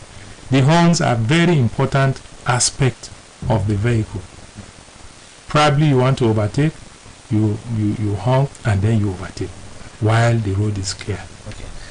Quickly, before we go, I would like you to address those people who use phones and have conversations, in their cars. You see someone on the expressway, making calls. I see that a lot. Here in Oshobo. If such people are always being arrested by operatives, okay, because we frown at using phones while driving, of course, or using earphones and whatever. There could be distraction of any form. If you are being called, for example, you don't know the type of information that is going to be passed. I'll give an example. While I was in Enugu about 2 years ago, we had a crash. We rescued someone from the crash, and he was just driving, and then he left the hospital where he took his wife to for delivery, and then he was asked to go and bring some things from the house and so on and so forth. Then he was going. Then the call came in, and when the call came in, the call was actually from the sister that was taking care of the wife in the hospital to say, our daddy, the doctor just came out now and said the bleeding has continued unabated, and then they are talking about oxygen. The man got confused and then drove off the road. In fact, while he was picking the call, there was another trailer in his front, so he had to crash into the trailer. Good thing he did not die, but we were able to rescue him, and then we took him to the same hospital where the wife was admitted. You can see now it's a double tragedy that would have been avoided if he had not picked that call at that time. All right, the foggy weather, how do you think people, should approach early morning journey, at this time? You can see, there is poor visibility because of the weather condition. That's my last question. Yes, advise the audience. The driving under the adverse condition, of course, this is the Harmattan period, and it is expected that this hazy weather is coming up between 4, 5, 6, and sometimes up to 7 o'clock. So we're advising motorists as much as possible, if you have to travel early in the morning, your full lights must be on, and then of course as much as possible allow daybreak so that your visibility will be perfect while on the road. Alright, so finally, what do you have to say to the people, most especially in Osun State? I know you are in charge of 3 states, but I would like you to talk to motorists and other road users in Osun State. Maybe you should remind them once again, the plans that have been put in place by the agency to ensure that we celebrate the Christmas and the New Year. Yes, in peace and not in pieces. Thank you very much, Rosie. We have mapped out our strategy, like I said earlier. You are going to see more of our men on the road, within the town and outside the town. Our major roads leading to Bangan, Ibadan. We are going to have Ilorin, Ikirun. We are going to have Ikwetu, We are going to have roads that leads to Ife. Those are the roads, major roads that we have, and we are going to see our people there to provide rescue services. And in fact, we are going to have help areas where we have black spots. You see our people will be there with our paramedics and our doctors. They will be there. All have been put in place. Within the state, I want to advise motorists on the roundabout rules. Where you are approaching a roundabout, allow vehicles that are coming from the left, right of way, so that you have a clean movement on the roundabout. Roundabout is supposed to control traffic for itself. When you are approaching the roundabout, you tarry a bit, allow vehicles, motor vehicles, Okada riders, tricycles that are coming from your left to pass. As soon as that is done, you have your own right of way, and that will decongest the traffic in the state. But we are not going to relent. We are going to deploy people to strategic roundabout. Thank God for the Olaya used to be a trouble spot in those days, the roundabout there, but we have the flyover there now. And then Okeoniti is another place, and we have that in Lameko Junction roundabout. And then we are equally going to mind the market areas. You know, our market, the tradition is the markets have located on the roadside, and we have been advising that markets should not be located on the highways. But again, we are equally going to deploy our men there to ensure that motorists drive safely and arrive safely. Well, thank you very much, for sharing your thoughts with us, and of course for telling us what the FRC Federal Safety Corps is doing to ensure that we have smooth channels during the Utah season. I appreciate you once again, Assistant Corps Marshal UI or Chamberlain. Thank you very much. Officer, FRC is on RS11 in charge of Oshogo and Understand. I appreciate you. Thank you very much. Alright, moving on the show today, breakfast on OSBC 104.5 FM. Kitchen Corner is next. To the great Ajanaku.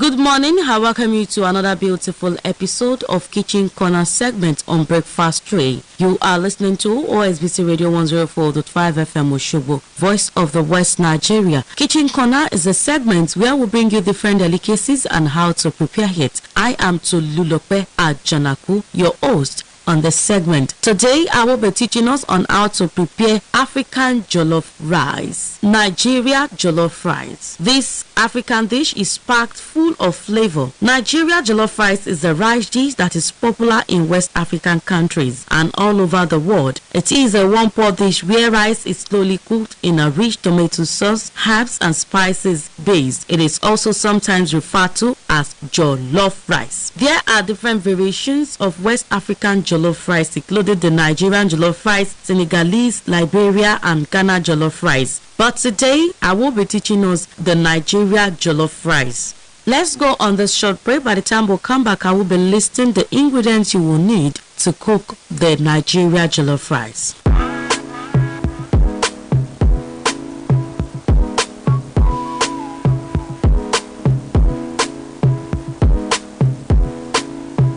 You're welcome back from that short break. The ingredient for jollof rice. Number one ingredient is rice, bell peppers, tomatoes, brown onion, red onion, pure tomato, vegetable oil, curry powder, dried thyme, white pepper, bay leaves, scotch bonnet, stock cubes, chicken broth, salt, plum or salad tomatoes, and butter. Now, how to make jollof rice. First, blend the bell peppers, plum, tomatoes, scotch bonnet, and the brown onions. Place a pot on heat, add oil into the pot, then add in sliced onions. Salt the onions till they are fragrant and translucent. This should take about 2 minutes. You add in the tomato paste or the pure fresh tomato. Fry for 5 to 10 minutes till reduced in quantity and make sure it doesn't taste tart. Add in the blended peppers, curry powder, dried thyme, stock cubes, bay leaves and salt. Fry till it is dark red and no longer raw. It will be reduced in quantity, thick, and the oil floats to the top of the sauce. This will take about 10 to 15 minutes. Then add in the chicken broth and boiling water. Stir, add in the washed rice, cover the pot tightly and cook the rice on low heat till it is almost tender for about 25 minutes. Add the remaining sliced red onion, sliced tomato and butter. Cover the pot and continue to steam the rice till it is tender. Stir the rice and take it off the heat. Serve and your jollof rice is ready.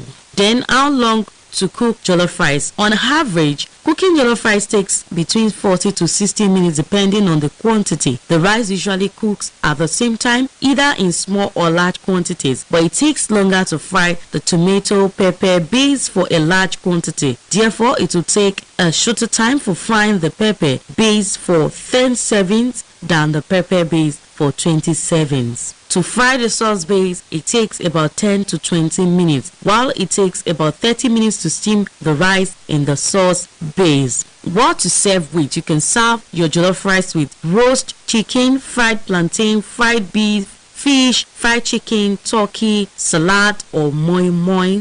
Now, how do you store your jollof rice? Leftover should be stored in the fridge. Put it in an airtight container, label it and put it in the freezer where it will last up to 4 days. You can also freeze jollof rice, but it's best to reheat from frozen and not thaw first. To store in the freezer, put in a freezer safe and microwave safe bowl. Since you will be reheating from frozen, label with name and date, then put it in the freezer where it will preserve well for 3 months. It depends on how well you want to freeze your jollof rice. Then how do you reheat it from frozen? Put the microwavable bowl of jollof in the microwave and heat on high setting for 4 minutes. Stir, then reheat and 1 minute interval till it is well heated. To reheat it from chilled, put it in the microwave and heat on a high setting for 4 minutes. Stir, then reheat at 1 minute interval till it is well heated.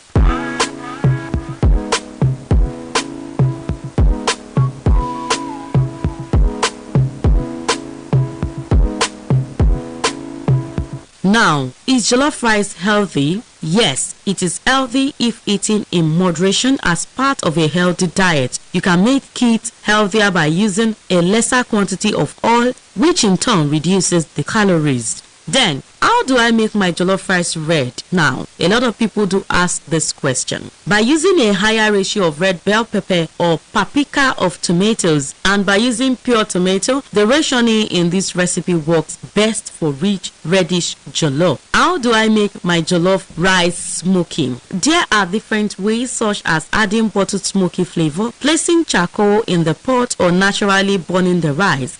The first option of adding increased smoke does not taste like the authentic smoky party jollof rice, and I do not recommend it. For the second option, you will have to burn the coal to orangey glow before use, which takes time, and you will need to burn the charcoal outdoors for safety reasons. The third option is by burning the rice. This is my preferred choice. When the rice is hardened, increase the heat to maximum and intentionally leave the pot to burn for 5 minutes. This burns the bottom of the jollof rice. The trapped smoke flavors the rice and the pot, and you get smoky one. The best pot to use for this is heavy base aluminium pots. Then what is the secret to great jollof rice? So many people do ask this question. Rich pepper sauce base using the right herb and spices, and steaming the rice slowly in the sauce base.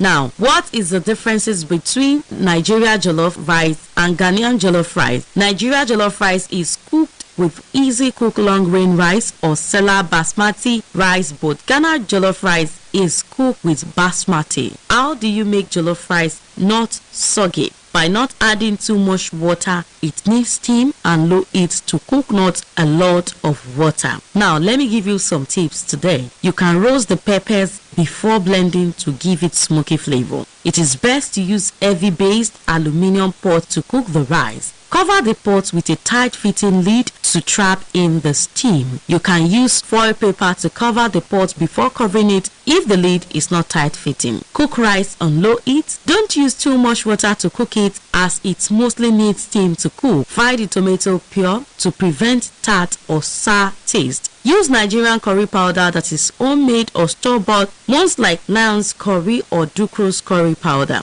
Use more chicken broth than water or equal ratio. Now, what kind of rice can you use to cook your jollof rice? The best rice and authentic one to use is easy cook long grain rice. What are the seasonings to be used in cooking your jollof rice? It does not require a lot of seasoning. The herbs and spices used in jollof are curry powder, dried thyme, white pepper, and bay leaves. Some people add nutmeg, garlic, and ginger, but I find it totally unnecessary and I do not add to mine. I hope you like this jollof rice recipe as much as we do. If you find this teaching helpful today, make sure you cook this for your husband, your children, and sometimes our daddies at home can surprise our mommy as well by giving her the best treat with this cooking. Thank you for joining me today on Kitchen Corner segment. I am Tolulope Ajonaku. Join me next week, Saturday. Breakfast Tray continues.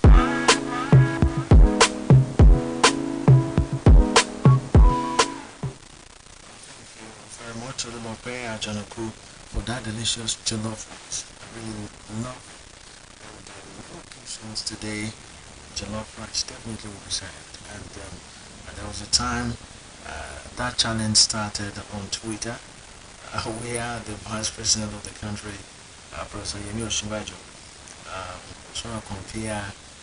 was trying to promote Nigerian jollof rice, saying Nigerian jollof rice is better than that of Ghana. Of course, that's really interesting. Okay, moving on to the next segment on the show this morning, Breakfast with 104.5 Entertainment Gist is next.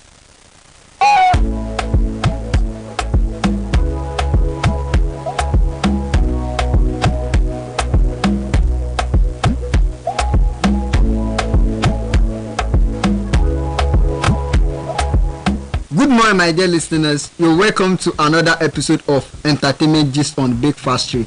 I really want to take you around the world of entertainment gist. I'm Ayomeposi Adeshino. Let's go on a short musical break.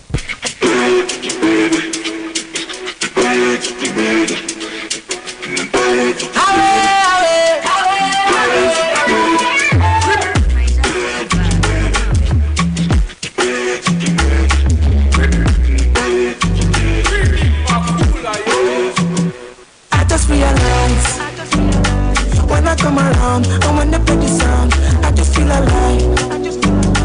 I'm not just a singer, but they give you ginger, I give you the vibe. The sound of the guitar, sweet bass shit, I love it the night. And when you give me the rhythm and bass, away, the sound is taking me far away. Again, I'm feeling something inside of me. Is taking me far away. I go crazy when I hear the sound.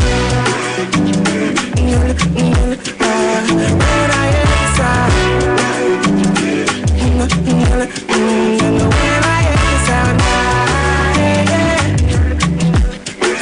When I hear the sound. I don't want to die. I just want to dance to the rhythm and bounce, maybe one more time. I just want the girls to dance and wine as we shake palm wine. You are welcome back. Davido reportedly set to perform at World Cup closing ceremony. Nigerian megastar Davido is reportedly set to be gearing up perform at the closing ceremony of the 2022 FIFA World Cup in Qatar. The closing ceremony is set to take place on Sunday, 18th December 2022, and according to reporters, Davido will be performing at the Qatar World Cup anthem Aya Aya, which means happy together, alongside Trinidad singer Kaduna and Qatar singer Aisha.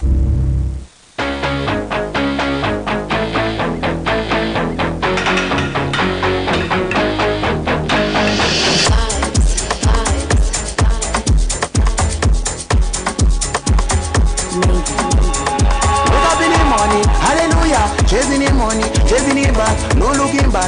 Me and my guy, steady fire, we leave no gap. Gucci, Gucci, Louis V, miss my monster with Tennessee. My eye on dirty, I know busy. You smell of the winds, shall leave me. Baby girl, why you crying? Clean your tears on my currency. Bullion van, outside the club. Who tell you say we need protection? Up in my all black challenger. All road leading to the dynasty. We know ourselves and they know we. They know we.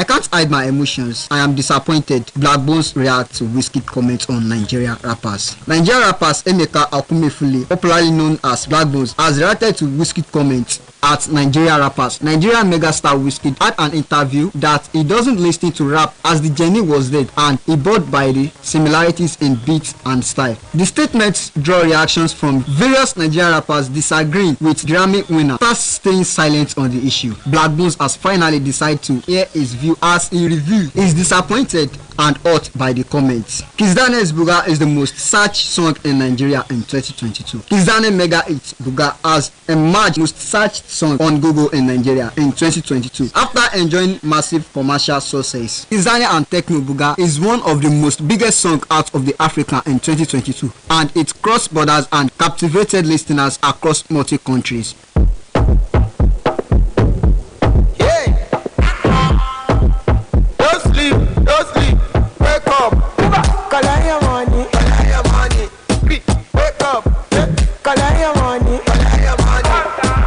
trendybeats.com.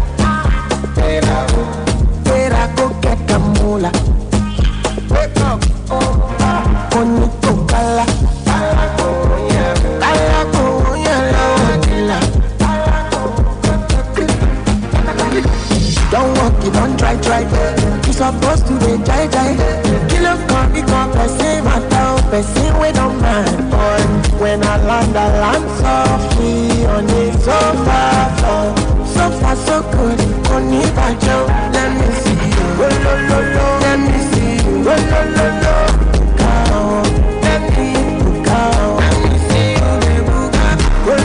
go. Let me see you, let me see you, go.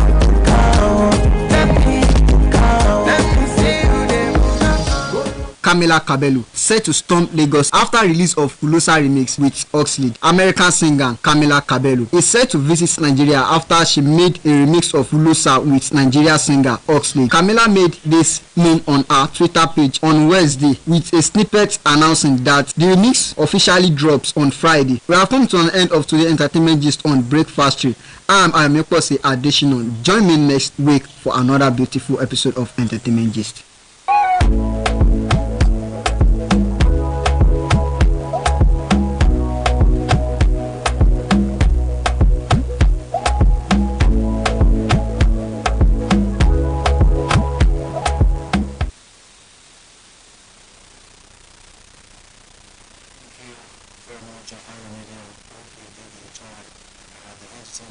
Segment this morning on Breakfast Ray on 104.5 FM. Let's quickly bring you the fashion trend segment before we wrap up the show. Stay tuned.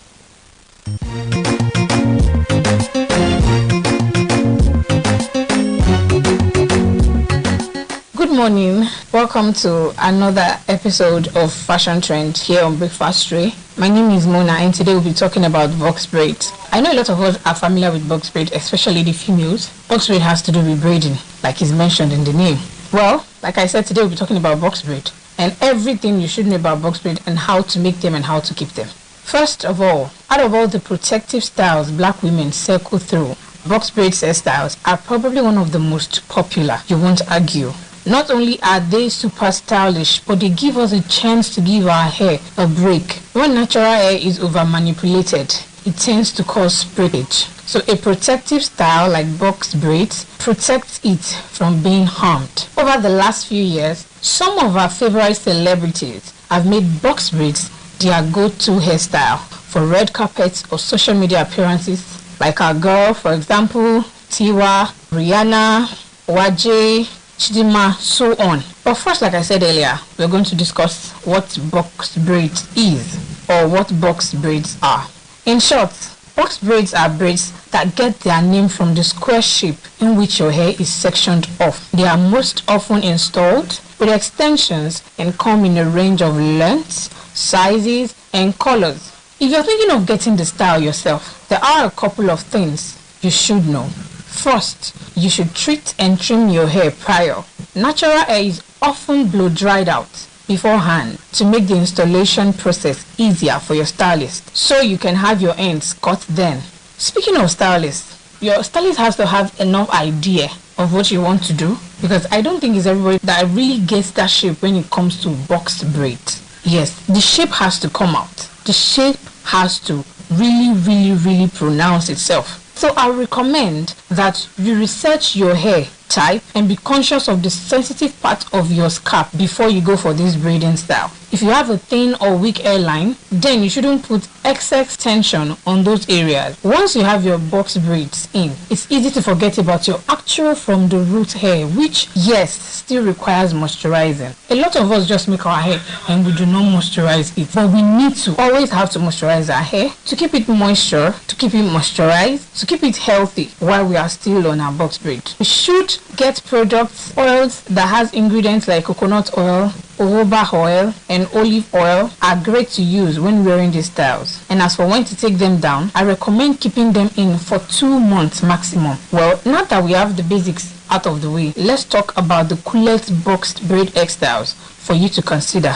But a warning though, it will be hard for you to choose one because, come on, they're all beautiful. First, we'll be talking about the jumbo style, bob box braids. Let's take a trip back in time with a braided bob. You know how bob is now. This jumbo version is usually from the 90s, and the hint of gold, you can add the hint of gold and an extra layer of fun to your hair. Also, we have box braid with pearls. When you make box braid with pearls, you styled your hair in box shapes and you had pearls to them on your extension. Also, we also have the lob jumbo box braid. This one is usually not so many, but it is usually in bob form as well, but the end of it is knotted out. We also have small box braids. While our butt hurts just thinking about how long we are going to stick to make this tiny box braid, but I can assure you that at the end of the day, it's really going to come out fine, beautiful, and easy to keep, as its advantage is most at that point where your hair is, the braids are tiny, so even when your hair is rough, it doesn't show. We also have the half head of box braid, where you do it in a punk style. It's only in the middle of your hair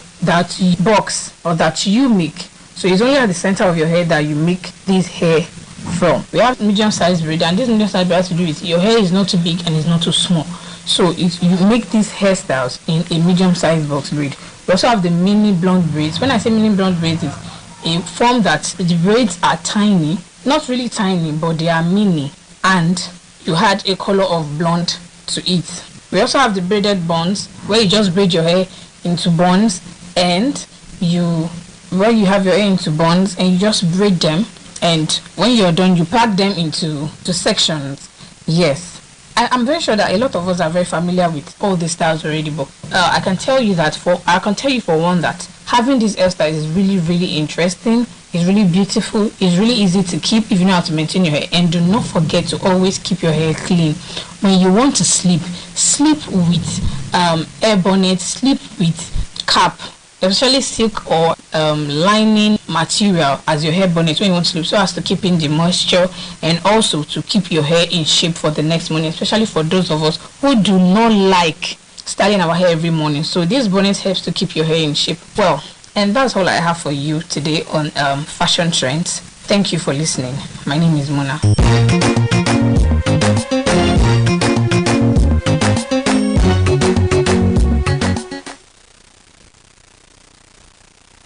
Thank you very much, Mona, for that marvelous myself for the ladies, the fashion trend segment on Breakfast Trend this morning. And with fashion trend, we come to the end of the show. We appreciate you for being a part of it. We started the show this morning with the conversation around what we need to do to ensure that our journeys are safe during the Utah season.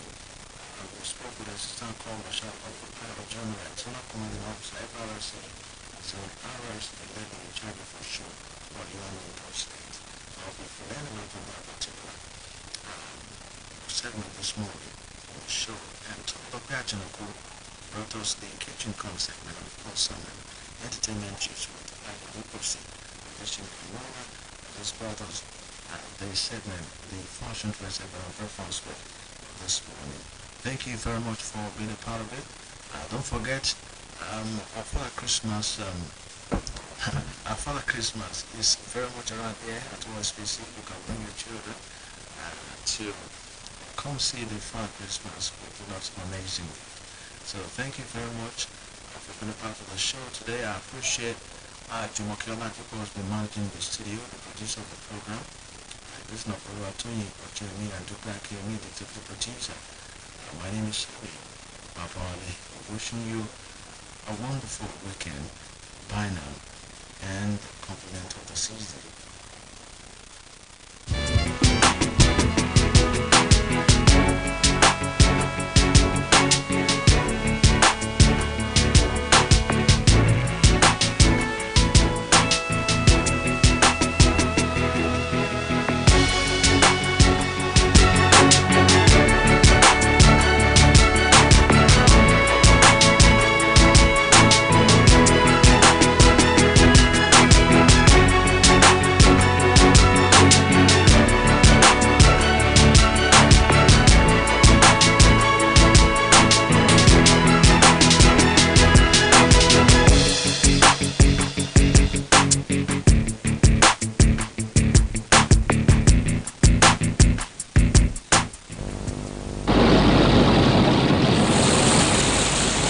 You're listening to 104.5 megahertz. Just like water, we are your indispensable companion.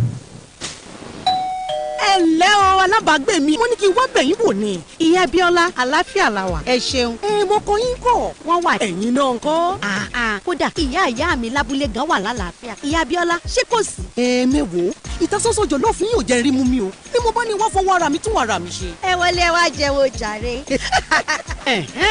àgbéyẹ̀fun ìsẹ̀bẹ̀ ọ̀ngá jọ̀lọ́f tuntun dé o ohun ìsẹ̀bẹ̀ tó ń fúnrẹ́sì jọ̀lọ́fù yín lójúlówó adùn àti ìtasọ́sọ́ jọ̀lọ́fù tí ò ṣeé kọ̀ sílẹ̀.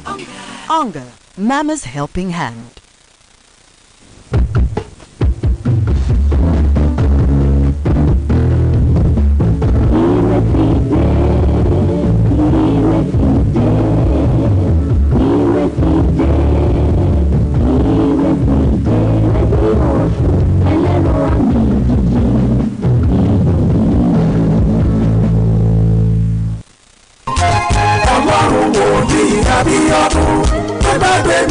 Ìsàlẹ̀ tí mo wà ọwọ́ agbára rẹ lójijì gbé mi dìde káyé lè bọ̀ wípé adá mi mo bò.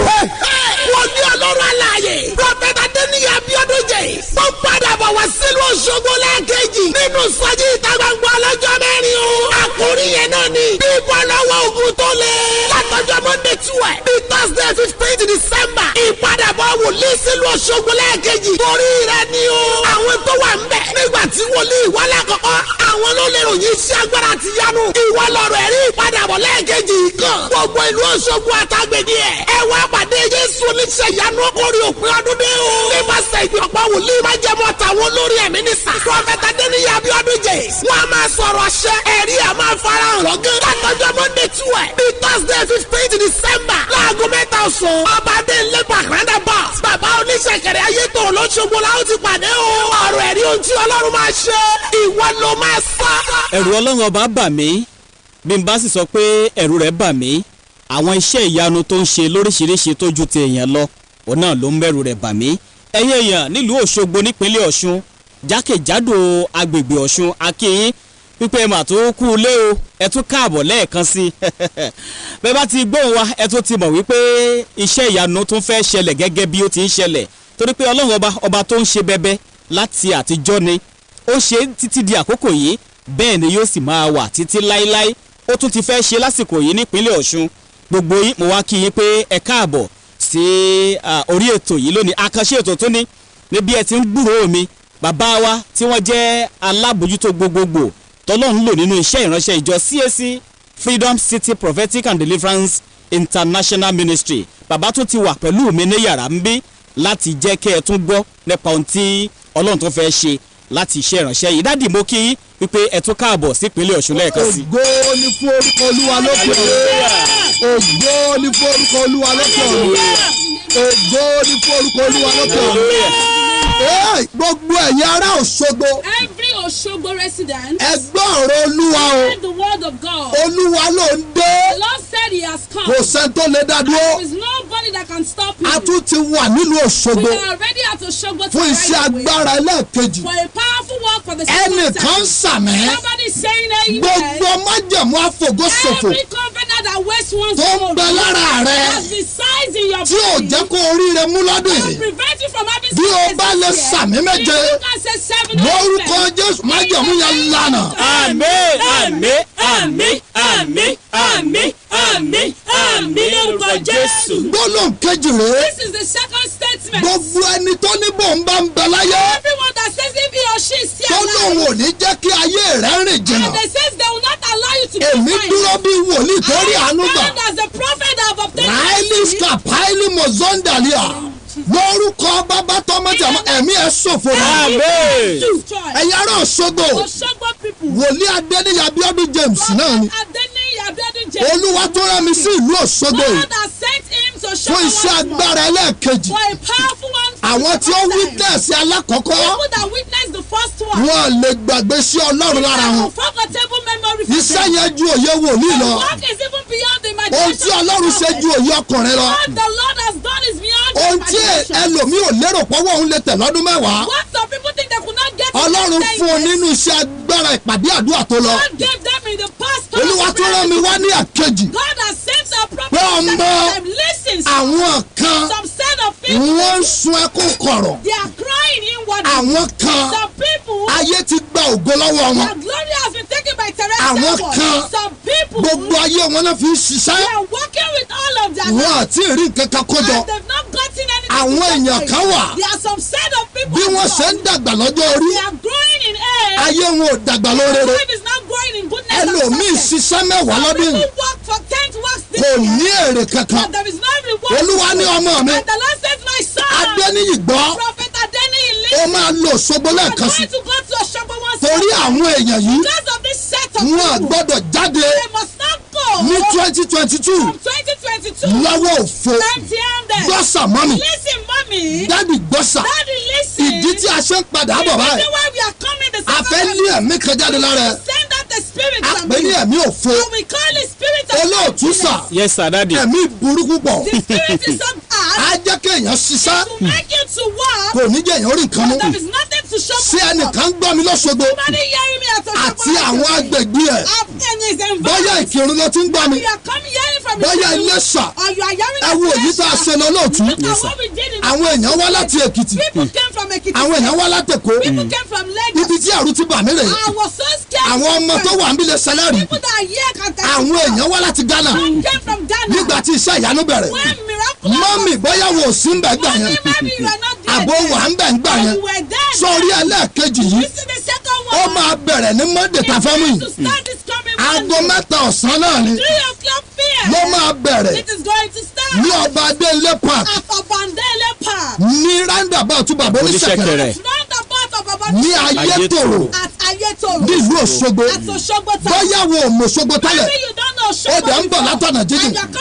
tó o bá ti wọ̀lú Òṣogbo. àbí wọ́n tó ń gbọ́ mi lọ́ṣogbo.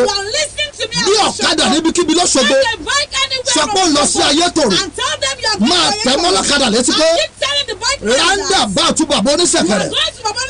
ní Ayétòrò. ibẹ̀ ló ti fẹ́ bọ́lẹ̀. wàá rí fíìdì kan bẹ̀.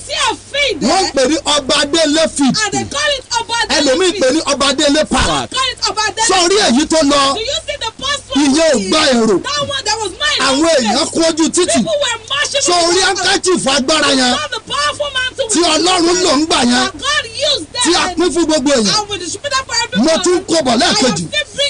railis kapaili mozondalia gbogbo ẹ̀mẹ́ tó dé ìran rẹ mójú kan mọ́mì kí ló dé tó ò lè sàmẹ́ dádì sọ máa sàmẹ́ ọwọ́ tó di ọ́ mójú kan bí o bá lè sàmẹ́ mẹ́ta lórúkọ Jésù iná jọ̀dá.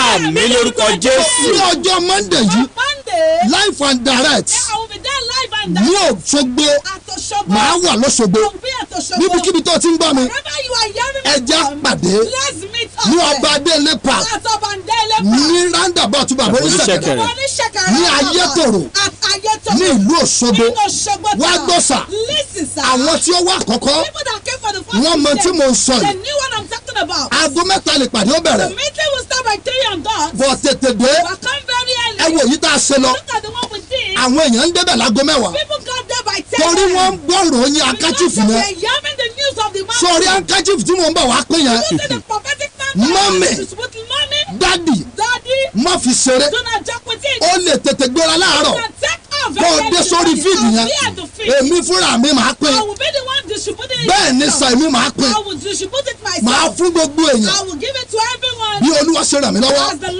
ọ̀fẹ́ ni o a kì í gbowó ìròyìn ayọ̀ bẹ̀rẹ̀ kò sí ọkùnrin kò sí obìnrin tí akájì fagbára májẹ̀mú yìí tó kà lọ́wọ́ tí ò ní ẹ̀rí nígbà tí àwọn èèyàn sọ ẹ̀rí ẹ̀rí bà mí gbogbo èèyàn sọ pé ògo ẹ̀rù Ọlọ́run bà mí ṣé èèyàn tí ó jẹ́ tẹ́nàntì tí ó gbọ́n káchífù tó dẹ̀ di onílé sí ẹni tó jẹ́ wípé obìnrin yẹn àǹtí yẹn ó ní ẹni tó ń ní ọ̀nàrẹ́bù ní iye tó gùn wọ́n rí ó ní 20,000 nígbà náà nígbà tó gbọ́n káchífù ó kọ́kọ́ fún un lọ́wọ́ ńlá tí mi fẹ́ sọ lórí afẹ́fẹ́ ó tún ra alẹ́ fún un ẹ̀yọ́ ọmọ ìlú wo ó ra alẹ́ fún Dubai railis kapaili mọ́mì so ti ń ràrò pẹ́ dádì so ti ń ràrò pẹ́ lọ́jọ́ Monday yìí aago mẹ́ta ọ̀sán ní ìpàdé àdúrà yẹn máa bẹ̀rẹ̀ ní ọba adélé park ní roundabout bàbá oníṣẹ̀kẹ̀rẹ̀ ní ayétòrò ìwọ náà máa bọ̀ máa di gbàdàgbà rẹ bọ̀ jẹ́ kí akájì yẹn kàn lọ́wọ́ wọ́n lò sí ṣiyèméjì wọ́n lò ní òsì ìyanu mọ́ wọ́n lò ní kò sí ọlọ́mọ wọ́n lò ní kò sí wòlíì mọ́ ìdí nìyẹn tí olúwa ṣe gbé mi dìde pé àwọn èèyàn wà tí wọ́n ti ń ké pẹ̀lú tipá bọ̀ tí wọ́n rí ọwọ́ ọmọ dìde òmò fẹ́ ràn ọ́ láti dá ẹ̀kọ́ àwọn èèyàn dúró bí Ọlọ́run bá máa ṣàánú ẹ bó bá máa gbaṣọ ìyà lọ́rùn ẹ bó bá máa fún ọ lẹ́rìí wòlíì kan ní ọ̀rà sí ọ kò mátà ìpàdé àdúrà tó ti lọ kò mátà orí òkè tó ti tẹ̀ ẹ wo ìyá yẹn sà odidi nọ́ọ̀sì ni ọmọ tó ń gbé lọ́dọ̀ ẹ̀ ó dẹ̀ fọ́ lójú bọ̀ nígbà tó gbá káchífù yẹn màmá arúgbó yẹn ọ̀run fọwọ́ kàn wọ́n fà á wá ni ó fẹsẹ̀ rìn lọlé mọ́mì mọ́rọ̀ àròpẹ́ dádì mọ́rọ̀ àròpẹ́ ní Monday yìí láago mẹ́ta ọ̀sán ẹjẹ́ àpàdé ní ọba adélé park ní roundabout bàbá oníṣẹ̀kẹ̀rẹ̀ ní ayétòrò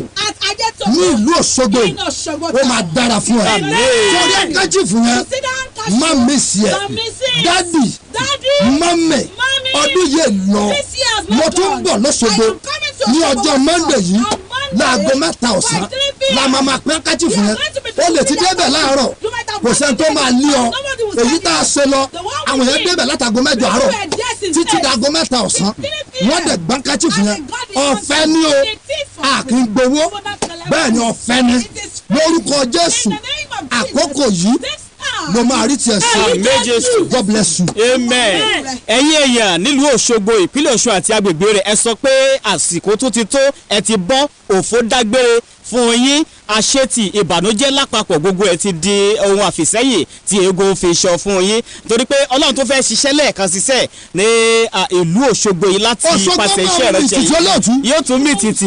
àkọ́kọ́ yẹn bẹ́ẹ̀ ni sà bíbẹ̀ yóò gbèrò gbogbo ojú títì ó kún fún agbára ẹ̀wọ̀ máàlù yẹn ó lóun fẹ́ wá já ọjà l'Óṣogbo pẹ̀lú tírélà ó gbóhùn yìí kò bá lọ mọ́ ó dẹ̀ páàkì fún odidi ọ̀sẹ̀ kan ó ní iṣẹ́ ìyanu tó rí òun náà gbọ́dọ̀ gbà tòun ẹ̀sà àṣẹ ọmọ ẹ̀dá ni ṣùgbọ́n láàrin ọ̀sẹ̀ méjì olóòtú dádì sà ó ti di onímọ̀tò tiẹ̀ dádì kí ló ń pa ọ́ lẹ́kún mọ́mì kí ló ń pa ọ́ lẹ́kún ìrìn wo ló ti rìn ìgbésẹ̀ wo ló ti gbé já pàdé ní Monday yìí ní aago 3 ọ̀sán ní roundabout bàbá oníṣẹ̀kẹ̀rẹ̀ ní Ayétòrò ní ìlú Òṣogbo.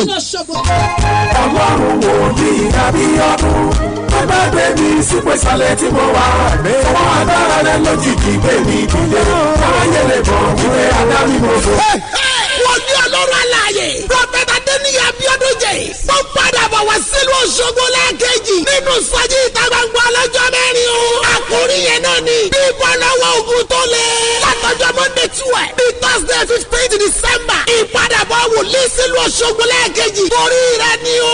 àwọn tó wà ń bẹ̀ nígbà tí wòlíì wọlé àkọ́kọ́ àwọn ló lè ròyìn iṣẹ́ agbára ti yanu. ìwọ lọ̀rọ̀ ẹ̀rí ìpadàbọ̀ lẹ́ẹ̀kejì kan gbogbo ìlú Òṣogbo àtàgbèdì ẹ̀ ẹ wá pàdé Jésù oníṣẹ́ ìyanu okòrí òpin ọdún dé o. nípasẹ̀ ìgbọ̀pọ̀ wòlíì máa jẹ́ mọ́ tàwọn olórí ẹ̀mí ní sà. Prọfẹ̀tà Adéníyì Abíọ́dún jẹ́ wọ́n a máa sọ̀rọ̀ àṣẹ ẹ̀rí a máa farahàn lọ́gán. látọjọ́ Monday 12 bí Thursday 15 December láago 3 ọ̀sán ọba adéǹlé pàkàndà bus bàbá oníṣẹ̀kẹ̀rẹ̀ Ayétòrò l'Óṣogbo la ó ti pàdé o. ọ̀rọ̀ ẹ̀rí ohun tí Ọlọ́run máa ṣe ìwọ ló máa sọ. bẹ́ẹ̀ ni bó ti rí náà la gbọ́ yẹ ìlú Òṣogbo máa tún mì tìtìtìtìtì láti ọjọ́ Monday tí ń bọ̀ yìí lọ. a kí káàbọ̀ padà sórí ètò àkànṣe yẹ láti àgbàlá iṣẹ́ ìránṣẹ́ ìjọ CAC Freedom City Prophetic and Deliverance International Ministry níbi tí Ọlọ́run ti lo bàbá wa Prophet Adéníyì Abíọ́dún James. dádì mo kí pé ẹ máa kú kalẹ̀ látàárọ̀ o. olóòtú ẹ ṣeun sà. ntí ó ń ṣe mí ní kàyéfì mi ò fẹ́ lè sọ pé kò tí ì sírú rẹ̀ kò tí ì ṣẹlẹ̀ látẹ̀yìn wá pé a ṣe ìpàdé àdúrà irú eléyìí tán a tún padà wá síbi tí ó ti wáyé bí ó bá tiẹ̀ wáyé yóò jìnnà síra wọn ṣùgbọ́n eléyìí yóò jìnnà sí ó ti wá rí bẹ́ẹ̀ sà. Olúwa ni bí Olúwa bá sọ̀rọ̀ wòlíì yóò dákẹ́ bí Olúwa bá ń fọ̀n bẹ́ẹ̀ ni sà gbogbo tí wòlíì gbé orí yóò gbé sílẹ̀ bí Olúwa bá ya kàlẹ́ndà tiẹ̀ wòlíì ó fa kàlẹ́ndà tiẹ̀ ya olóòtú dádì bí Olúwa bá ti sọ pé máa lọ wòlíì tó bá dúró Ọlọ́run lè pààrọ̀ rẹ̀ bí tó bá jẹ́ pé nípa ti ènìyàn ọ̀pọ̀ àwọn èèyàn ló múra ọjọ́ bíi ní báyìí mo rí àwọn tó sọ pé bàbá ẹ máa bọ́ lu òyìnbó ara àwọn ìsọjí tẹ́ ẹ ṣe káàkiri ìlú òyìnbó yà wá sinmi bọ́ nígbà tí Olúwa wí pé ọmọ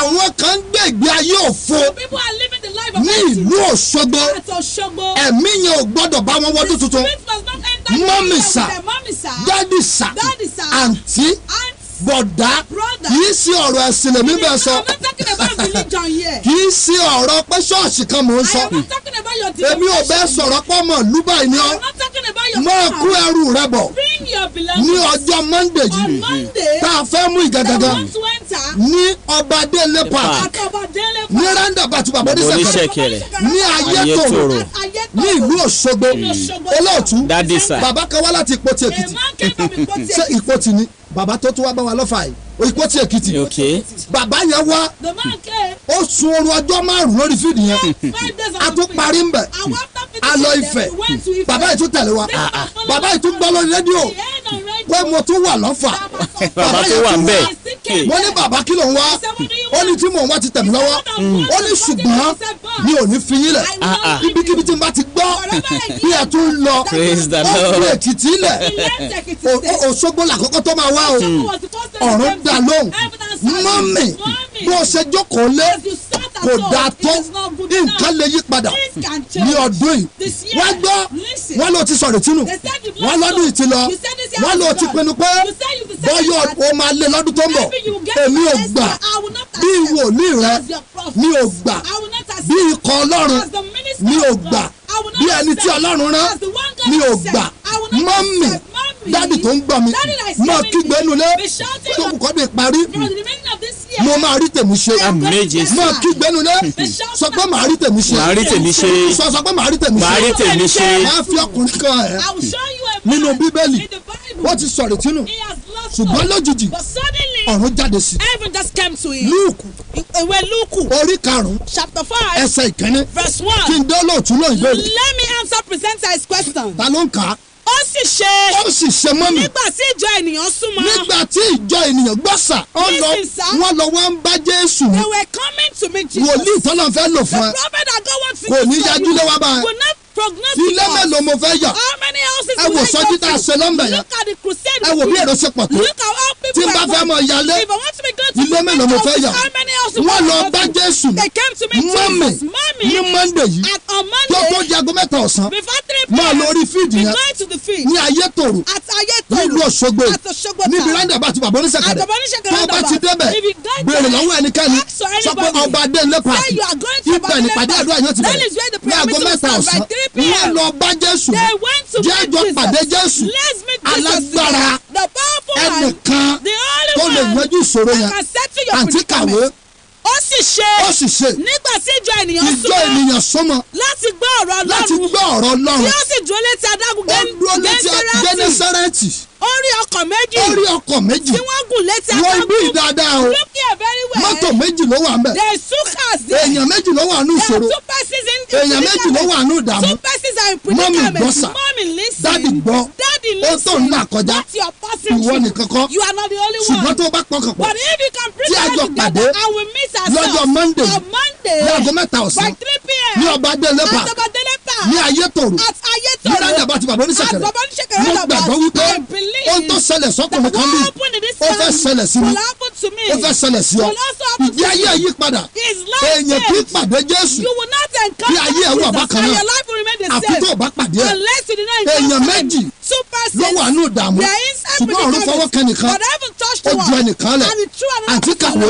orí ọkọ̀ méjì tí wọ́n gún létí adágún ṣùgbọ́n àwọn apẹja sọ̀kalẹ̀ kúrò nínú wọn. àwọn apẹja sọ̀kalẹ̀ mẹ́. wọ́n ń fọ àwọ̀ wọn. wọ́n ń fọ àwọn ìtumọ̀ ẹni pé wọ́n ti rò pé ó ti parí. it means they thought everything has ended. wọ́n ti ṣiṣẹ́. they've worked. láti alẹ́. from night. wọ́n ti di àfẹ̀mọ́júmọ́. and early in the morning. àwọn èèyàn ti fi wọ́n ṣe yẹ̀yẹ́. people were making jest of them. wọ́n fi ìpè sọ̀rọ̀. I use call. ogun táyé fi ń fi ọ́ sẹ̀ sí yẹn. battles people make jest of you. ogun táyé fi ọ́ ṣe yẹ̀yẹ́ yẹn. battles that make people àmì make jest of you. kan yẹ kó jẹ́ ó lé.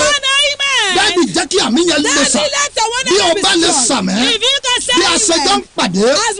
lọ́jọ́ Monday yìí. láago mẹ́ta ọ̀sán. ní randa bá tún bàbá oníṣẹ̀kẹ̀rẹ̀. ní Ayétòrò. ní ìlú Òṣogbo yìí. lórúkọ Jésù ogun yẹn lànà yes. ó sì wọ ọ̀kan nínú wọn. ó wọ ọ̀kan nínú wọn. nínú àwọn ọkọ̀ náà. yes. tí í ṣe ti Símónì. tí í ṣe ti Símónì. ó sì bẹ́ kó tẹ̀ sẹ́yìn díẹ̀. ó bẹ́ kó tẹ̀ sẹ́yìn. kúrò nínú ilẹ̀. kúrò nínú ilẹ̀. ó sì jókòó. ó sì jókòó. ó sì ń kó ìjọ àwọn ènìyàn. láti inú ọkọ̀ náà. bí ó ti sì dákẹ́ ọ̀rọ̀ sísọ. ó ń fún Símónì pé tì í síbú. bí ó sì ju àwọ̀n yìí sísàlẹ̀. fún àkópọ̀. ó sọ pé kó tì í síbú. he said cast it into the. ó sì tì í síbú. and he cast it into the river. mọ́mì èyí tó gọ́dọ̀ parí. for the remaining of the day to come so I did not let me talk too much. a pàdé lórí fíìdì. we are gonna meet on Friday. lọ́jọ́ Monday gẹ́gẹ́gẹ́. this very Monday. ó ní ó tì í síbú. he said cast it. ohun tó ní ìdùnnú mi. what you need. ó ní ìgbọràn. is just obedience. ó tì í síbú. he cast it into the river. Pétérù and Peter tó ti ṣiṣẹ́ has worked tí ò ní èrè. without a reward. ó bẹ̀rẹ̀ nǹkan mú. and got something. Mommy dadi ó fẹ́ mú nǹkan you want to get ní something December yìí. in December. yá pàdé let's meet lórí fíìdì on the field lọ́jọ́ Monday on yìí Monday ní fíìdì ọba adélépa Ayétòrò ní randa bá ti bàbá oníṣẹ̀kẹ̀rẹ̀ ní ìlú Òṣogbo ankachifu agbára yẹn ankachifu májẹ̀mú yẹn mo tún kó bọ̀ lẹ́ẹ̀kan sí ọ̀fẹ́ ní o àtúngbowó tètè dé kó tó di aago mẹ́ta ọ̀sán tètè dé lórúkọ Jésù wàá rí tiẹ̀ sí God bless you. amen sir. ẹ̀yin èèyàn ẹ sọ pé ẹ tí ì rí nǹkan kan ẹ tí ì rí nǹkan kan ọ̀pọ̀lọpọ̀ iṣẹ́ ìyanu ló ń bọ̀ wá ṣẹlẹ̀ níbi ìpàdé àdúrà yìí. wọ́n ti rí nǹkan kan o ohun tán rí gbà yẹn kékeré ni o aláàtú fẹ́ ṣe tójú bẹ́ẹ̀ lọ báyìí mọ́mì dẹ̀ ló kàn dáàdì tó ń gbọ́ mi yẹn ló kàn. amen. ẹ ṣeun dáàdì tọ́ a ní òjò nǹkan kan fẹ́ rọ̀ láàrin ìṣẹ́jú kékeré náà lẹ́ẹ̀kan sà àwọn èèyàn náà ti gbáradì wọ́n ti fẹ́ wo orú òjò. a fẹ́ gbàdúrà bíi mẹ́ta kan ni. tí ẹnìkan wà lé. bí ọwọ́ lé orí rẹ. wà á mọ̀ kígbe. ọfà tó paná ògo mi. jáde lára mẹ́. ó yá àdúrà. Jésù orúkọ Jésù ọfà tó paná ògo mi. jáde lára mẹ́. jáde lára mẹ́. jáde lára mẹ́. jáde lára mẹ́. jáde lára mẹ́. jáde lára mẹ́. ẹni tó sàmì mẹ́ta ọfà tó ń bẹ lára rẹ tó paná ògo yẹn lórúkọ Jésù ọfà yẹn jáde lára rẹ. gbólóhùn àdúrà kejì rẹ yàrá fògóṣòfò tí a gbé mi pamọ́ sí wà ní ọwọ́ Olúwa tẹ̀mí jáde mẹ́ ó yá àdúrà. Mímọ́ yàrá fògóṣòfò tí a gbé mi pamọ́ sí ọwọ́ Olúwa gbẹ̀mí jáde mẹ́ gbẹ̀mí jáde mẹ́ gbẹ̀mí jáde mẹ́ gbẹ̀mí jáde mẹ́ gbẹ̀mí jáde mẹ́ Jésù Olúwa wa àkókò ti lọ oh God ní Monday yìí mọ́mì mọ́jà kankan dá ọdún ẹjẹ́ gbàdúrà kan tó kù wà á tẹ ọwọ́ ẹ̀ síwájú wà á mọ kígbe ọwọ́ ìka ènìyàn lára mi tó ní mi ò ní mú rẹ jáde lọ́dún yìí wà á mọ kígbe jáde lára mi jáde lára mi jáde lára mi ó yá àdúrà ọwọ́ ìka ènìyàn tó ní mi ò ní mú rẹ jáde lọ́dún yìí ó yá jáde ó yá jáde ó yá jáde Jésù Olúwa wa ọjọ́ ti lọ mọ́mì dádì bobi ọjọ́ Monday yìí láago mẹ́ta ọ̀sán máa bọ̀ ní ọba adélépa ní randa bàtúbà bọ́nísẹ̀kẹ̀rẹ̀ ní ayétòrò ní ìlú Òṣogbo thank you. Ọlọ́run ọba yóò sì dáhùn gbogbo àdúrà wa níbi ìpàdé yìí lágbára Ọlọ́run dádì ká tó máa lọ ǹjẹ́ ṣé ọjọ́ kan yìí náà ni àbí. ọjọ́ mẹ́rin ni o ọjọ́ mẹ́rin ni. wàá tún fi wà lọ́sọ̀gbọ̀ mímì ó mẹ̀ iṣẹ́ agbára ó ṣẹlẹ̀ wọ́n bí ìsà wòlíì tààrán sí ọtí dé gbéra jápàdé ní ọjọ́ Monday yìí àwọn tó wá wọ́n sọ̀rọ̀ ẹ̀rí ẹkún ó di ayọ̀ àgàn ó dọlọ́mọ èmi kọ́ mo fẹ́ ṣe o Ọlọ́run ló fẹ́ ṣe ṣùgbọ́n káchífù yẹn tètè dé lọ́jọ́ Monday kó o lè gbà kò sí ẹni tó gbà tí ò lẹ́rìí mọ́mì bóyá wọ́n wá ń gbà yẹn o tún gbọ́dọ̀ wá ń bẹ̀ bóyá ọ̀sẹ̀ ń gbọ́ mi o tún gbọ́dọ̀ wá aago mẹ́ta ọ̀sán ni ó bẹ̀rẹ̀ tètè dé kó tó di aago mẹ́ta ẹnìkan gbọ́ mi ó lọ́n ṣe ẹ̀sìn rédíò ni níbo ló ti fẹ́ ṣẹlẹ̀ ọba adéǹdé pàtó ní randaba àti bàbá oníṣẹ̀kẹ̀rẹ̀ ní ayétòrò ní ìlú Òṣogbo olóòtú ẹja máa fèyí dágbére ẹja fáwọn èèyàn nọ́mbà tí wọ́n lè pè sí torí ọ̀pọ̀ wípé ṣé dádì ni àbí dádì kan wòlíì yín náà ni ọ̀rẹ́ yín ọmọ yín àbúrò yín bẹ́ẹ̀ ni 070 44 85 08 ẹnìkan ní dádì ti sáré jù jẹ́ǹbẹ́ tún mú èmi kọ́ máa gbé o àwọn ọmọ wòlíì ni ó gbé fún àpèjúwe ni bóyá àwọn tó ń bọ̀ látọ̀nà jíjìn 070 44 85 08 45 pàìlì ska pàìlì mọ̀ zọ́ndàlíà gbé ọwọ́ lé orí ẹ̀ gbogbo májẹ̀mọ́ tó gbé ọ pamọ́ tí olórí òfin rìn lárí ọ májẹ̀mú yẹn lànà rà ìwọ ló máa lẹ́rìí ìsọjí tẹ́lẹ̀ ìwọ ló máa sọ̀rọ̀ yẹn aago mẹ́ta ọ̀sán bá a ṣe jọ ń pàdé ní Monday tá a fẹ́ mú yìí ní ọba adéǹdé park ní randaba àti bàbá oníṣẹ̀kẹ̀rẹ̀ ní ayétòrò ní ìlú Òṣogbo lórúkọ Jésù aṣọ akóyàn ọ̀run bọ̀dà Jésù Olúwa wa àmín àmín àmín lórúkọ Jésù.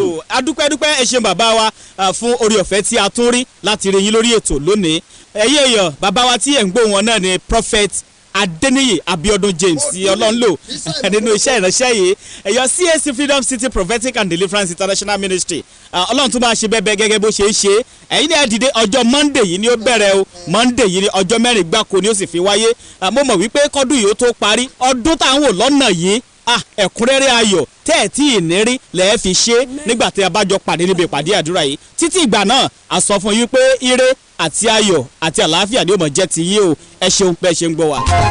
Ọlọ́run wò ní Abíọ́dún sípò ìsàlẹ̀ tí mo wà fọwọ́ agbára rẹ lójijì gbé mi dìde káyé lè bọ̀ wípé adámi mo bò. wọ́n ní ọlọ́run aláàyè prọfẹ̀tà Adéníyì Abíọ́dún jẹ́ tó padà bọ̀ wá sílùú Òṣogbo lẹ́ẹ̀kejì nínú sọ́jí ìta gbangba ọlọ́jọ́ mẹ́rin o. àkórí yẹn náà ni bíbọ́ lọ́wọ́ ogun tó le. látọjọ́ Monday 12 bíi Thursday 15 December ìpadàbọ̀ wòlíì sílùú Òṣogbo lẹ́ẹ̀kejì torí rẹ ni o. àwọn tó wà ń bẹ̀ nígbà tí wòlíì wálé àkọ́kọ́ àwọn ló lè ròyìn iṣẹ́ agbára ti yanu. ìwọ lọ̀rọ̀ ẹ̀rí ìpadàbọ̀ lẹ́ẹ̀kejì kan gbogbo ìlú Òṣogbo àtàgbèdì ẹ̀ ẹ wá pàdé Jésù oníṣẹ́ ìyanu orí òpin ọdún dé o. nípasẹ̀ ìgbọ̀pọ̀ wòlíì máa jẹ́ mọ́ tàwọn olórí ẹ̀mí ní sà. prọfẹ̀tà Adéníyì Abíọ́dún jẹ́ wọ́n a máa sọ̀rọ̀ àṣẹ ẹ̀rí a máa farahàn lọ́gán. látọjọ́ Monday 12 bíi Thursday 15 December láago 3 ọ̀sán ọba adéǹlé pàkàndà bus bàbá oníṣẹ̀kẹ̀rẹ̀ ayé tó lọ́ṣogbo la ó ti pàdé o. ọ̀rọ̀ ẹ̀rí ohun tí Ọlọ́run máa ṣe ìwọ ló máa sọ. 104.5 ọmọ kókó omi ìtọ́jú. ẹ ǹlẹ́ o alábàágbé mi mo ní kí n wá bẹ̀yìn wò ni ìyá Abíọ́lá àlàáfíà làwà ẹ ṣeun mo kọ yín kọ̀ wọ́n wà ẹ̀yìn náà ńkọ́. kódà ìyá mi lábúlé gan wà lálàáfíà ìyá Abíọ́lá ṣé kò sí. èmi wò ìtasọ́sọ́ jọ̀lọ́ fún yóò jẹ́ rí mú mi o bí mo bá ní wọ́n fọwọ́ ara mi tún ara mi ṣe. ẹ wọlé wá jẹ́wọ́ jàre. àgbẹ̀ ìyẹ̀fun ìsẹ̀bẹ̀ ọ̀ngá jọ̀lọ́ọ̀fù tuntun dé o ohun ìsẹ̀bẹ̀ tó ń fúnrẹ́sì jọ̀lọ́ọ̀fù yín lójúlówó adùn àti ìtasọ́sọ́ jọ̀lọ́ọ̀fù tí ò ṣeé kọ̀ sílẹ̀. Onga, Mama's helping hand. ètò tá mọ inú bíbélì. nínú ọdún tí mẹ́láyé ti kérésì ló yàtọ̀ tó lọ́dún alárinrin. ẹ̀yin èèyàn wa iléeṣẹ́ OSBC tún gbé tuntun dé o lọ́tẹ̀ yìí ètò tá mọ̀ látinú bíbélì lẹ́fẹ̀kẹ́ bá wa kópa nú ẹ̀ látinú ìwé àìsáyà jeremaya àti luke láti máwọn ìbéèrè wa gbogbo ẹni tó bá fẹ́ kópa látòrígun mẹ́rẹ̀ẹ̀rin ìpínlẹ̀ yìí láti gba fọ́ọ̀mù nílé àwíyé òkè baálẹ̀ òṣogbo 1,000 náírà lẹ́sàn gẹ́gẹ́ bí owó fọ́ọ̀mù ẹ wò ń ṣe la pé àwọn olùkópa lẹ́lẹ́kùnjẹkùn mẹ́tẹ̀ẹ̀ta tá a nípínlẹ̀ yìí táwọn tó bá pegedé yóò sì kópa nínú àṣekágbá tí ó wáyé ní kò pẹ́ kò jìnnà ẹ̀bùn ńlá ń dúró de ẹni tó bá kógojá ẹ̀bùn gbàmọ́bìnú sì ń bẹ fọ́ọ̀mù tí wọ́n bá pọ̀wọ́lé wọn gẹ́gẹ́ bí olùborí ìgbìmọ̀ ọdún kérésìmesì níléeṣẹ́ OSBC ló ṣàgbékalẹ̀ ètò náà a sì tún fẹ́ onígbọ̀wọ́ àtàwọn tí ó gbé ẹ̀bùn kalẹ̀ fún wa a sì ní ya láìmoore fẹ́kùnrẹ́rẹ́ àlàyé ẹ pè sórí nọ́mbà yìí 08033959859. nínú ọdún tí mẹ́láyé ti kérésì ló yàtọ̀ tó lọ́dún alárinrin. ẹ ǹlẹ́ o alábàágbé mi mo ní kí n wá bẹ̀yìn wò ni ìyá Abíọ́lá àlàáfíà làwà ẹ ṣeun mo kọ yín kọ̀ wọ́n wà ẹ̀yìn náà ńkọ́. kódà ìyá mi lábúlé gan wà lálàáfíà ìyá Abíọ́lá ṣé kò sí. èmi wò ìtasọ́sọ́ jọ̀lọ́ fún yóò jẹ́ rí mú mi o bí mo bá ní wọ́n fọwọ́ ara mi tún ara mi ṣe. ẹ wọlé wá jẹ́wọ́ jàre. àgbẹ̀ ìyẹ̀fun ìsẹ̀bẹ̀ ọ̀ngá jọ̀lọ́ọ̀fù tuntun dé o ohun ìsẹ̀bẹ̀ tó ń fúnrẹ́sì jọ̀lọ́ọ̀fù yín lójúlówó adùn àti ìtasọ́sọ́ jọ̀lọ́ọ̀fù tí ò ṣeé kọ̀ sílẹ̀. Onga, Mama's helping hand.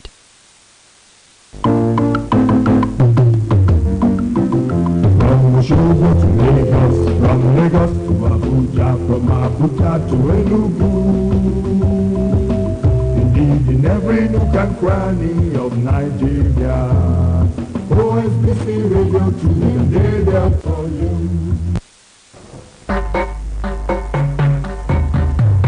ẹ máa ṣọwọ́ omi rẹ̀ ẹ máa ṣọwọ́ omi ayọ̀ tútùtùtù lómi sùn rédíò Ọ̀ṣun.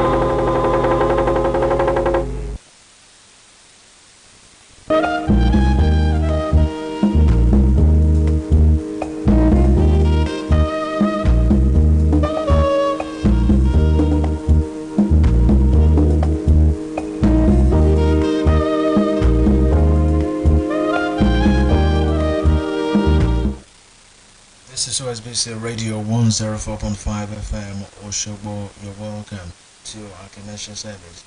Akin káàbọ̀ sí abala ìpolówó ọjà àti ìkéde wa láti Radio Ọ̀ṣun 104.5 FM Òṣogbo. Ẹ kú oríire o, ẹ kú oríire o. Bàbá wa olórí ẹgbẹ́ káfíńtà àti bàbá wa olórí ẹgbẹ́ bíríkìlà tí gbogbo ìlú Ẹdẹ àti agbègbè rẹ̀ kí gómìnà tuntun Sẹ́nitọ̀ Adémọ́lá Nurudeen lẹ́yìn tí àwọn ẹgbẹ́ bá súnmọ́ wọn sí ó ṣe àṣeyọrí bákan náà la kí bàbá ọba dókítà Muyideen Adéṣọlá wà ìlàmínísà kìíní tìmí ti lẹ́dẹ̀ kú rírẹ̀ àti kí ogun bíbí ìlú ẹ̀dẹ̀ pé apá àmójúbà ẹ̀rẹ̀dẹ̀ tọdún yìí ọ̀pọ̀ rẹ̀ láṣẹ láyọ̀ olùkéré ní ẹgbẹ́ bíríkìlà àti kápẹ́ńtà ìlẹ́dẹ̀ àti agbègbè rẹ̀.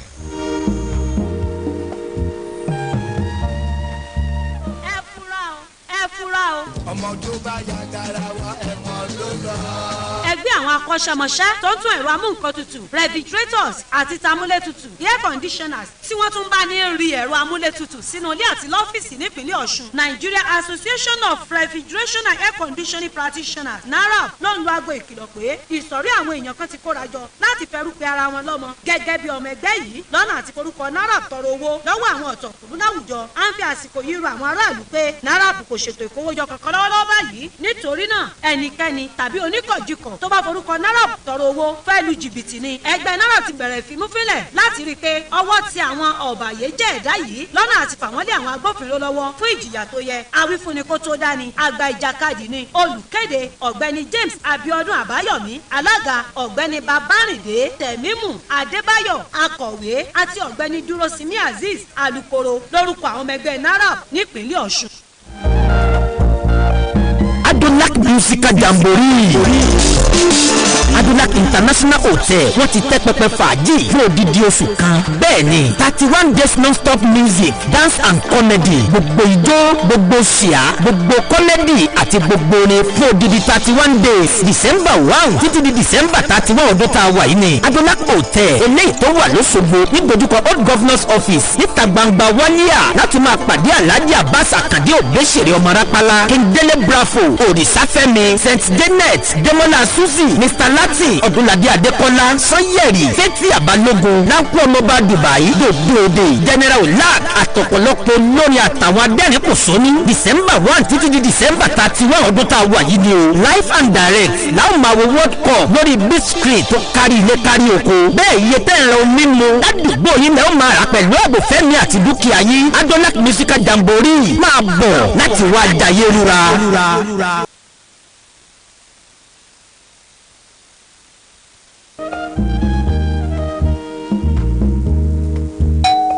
ẹ̀lẹ́ o alábàágbé mi mo ní kí n wá bẹ̀yìn wò ni ìyá Abíọ́lá àlàáfíà la wà. ẹ ṣeun mo kọ yín kọ wọ́n wà ẹ̀yin náà ńkọ́. kódà ìyá mi lábúlé gan wà lálàáfíà ìyá Abíọ́lá ṣé kò sí. èmi wò ìtasọ́sọ́ jọ̀lọ́ fún yóò jẹ́ rí mú mi o ni mo bá ní wọ́n fọwọ́ ara mi tún ara mi ṣe. ẹ wọlé wá jẹ́wọ́ jàre. àgbẹ̀ ìyẹ̀fun ìsẹ̀bẹ̀ ọ̀ngá jọ̀lọ́ọ̀fù tuntun dé o ohun ìsẹ̀bẹ̀ tó fúnrẹ́sì jọ̀lọ́ọ̀fù yín lójúlówó adùn àti ìtasọ́sọ́ jọ̀lọ́ọ̀fù tí ò ṣeé kọ̀ sílẹ̀. Onga, Mama's helping hand.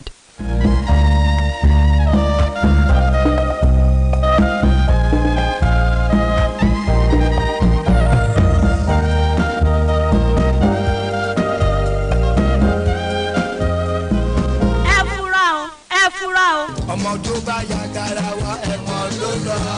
ẹgbẹ́ àwọn akọ́ṣẹ́mọṣẹ́ tó ń tún ẹ̀rọ amúnkan tutù refrigerators àti tamúlétutù air conditioners tí wọ́n tún bá ní rí ẹ̀rọ amúlétutù sínú ilé àti lọ́fíìsì nípínlẹ̀ Ọ̀ṣun Nigeria Association of Refrigeration and Air Conditioning Practitioners NARAP ló ń lo aago ìkìlọ̀ pé ìsọ̀rí àwọn èèyàn kan ti kóra jọ láti fẹ́ rúpẹ́ ara wọn lọ́mọ gẹ́gẹ́ bí ọmọ ẹgbẹ́ yìí lọ́nà àti forúkọ NARAP tọrọ owó lọ́wọ́ àwọn ọ̀tọ̀kùnrin láwùjọ à ń fi àsìkò yìí rọ àwọn aráàlú pé NARAP kò ṣètò ìkówójọ kankan lọ́wọ́lọ́wọ́ báyìí nítorí náà ẹnikẹ́ni tàbí oníkọ̀jìkọ̀ tó bá forúkọ NARAP tọrọ owó fẹ́ lu jìbìtì ni ẹgbẹ́ NARAP ti bẹ̀rẹ̀ ìfimúfínlẹ̀ láti rí i pé ọwọ́ ti àwọn ọ̀bàyéjẹ́ ẹ̀dá yìí lọ́nà àti fà wọ́n lé àwọn agbófinró lọ́wọ́ fún ìjìyà tó yẹ awífúnni kó tó dání àgbà ìjàkadì ni olùkéde ọ̀gbẹ́ni James Abiodun Àbáyọ̀mí alága ọ̀gbẹ́ni Babárìndé Tẹ̀mímù Adébáyọ̀ akọ̀wé àti ọ̀gbẹ́ni Dúrósìmí Azeez alukoro lórúkọ àwọn ọmọ ẹgbẹ́ NARAP nípínlẹ̀ Ọ̀ṣun.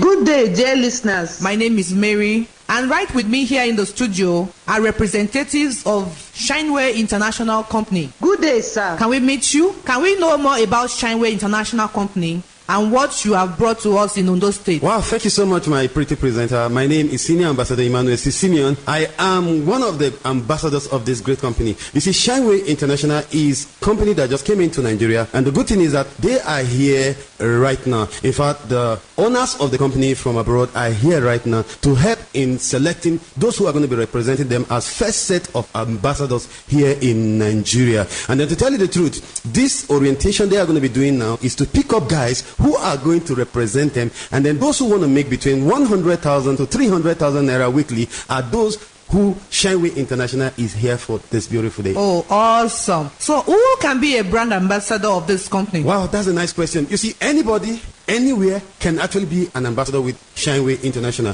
Whoever you are, whatsoever you do, once you want to add extra to whatsoever you're earning. You know, today in Nigeria, salary does not even take us home. Guys, you want to make money every day as a brand ambassador with this great organization, then this is for you. So to be an ambassador of this company, what do we need to do? That is actually the reason why we are here on air this hour. There's actually going to be an rotation that's going to be taking place this Sunday at 1:30 at Abraham Resource Center, Capital Junction, Oshobo. Abraham Resource Center, Capital Junction, Oshobo, by Sunday 1:30. Okay, Mr. Emmanuel, how best can we contact you? Well, that's an intelligent question, because it's actually very, very important for you to know how to contact this organization. Because of security issue, we actually don't want everyone to be there, because the owners of the company right from abroad are here. So the whole we took is just for 50 persons. First 50 persons to actually text yes to the number I'm going to be rolling are those guys who are going to be selected to be given the orientation to become first set of ambassadors with this great organization. Now, all you need to do is to text yes to this number 070-396-99994.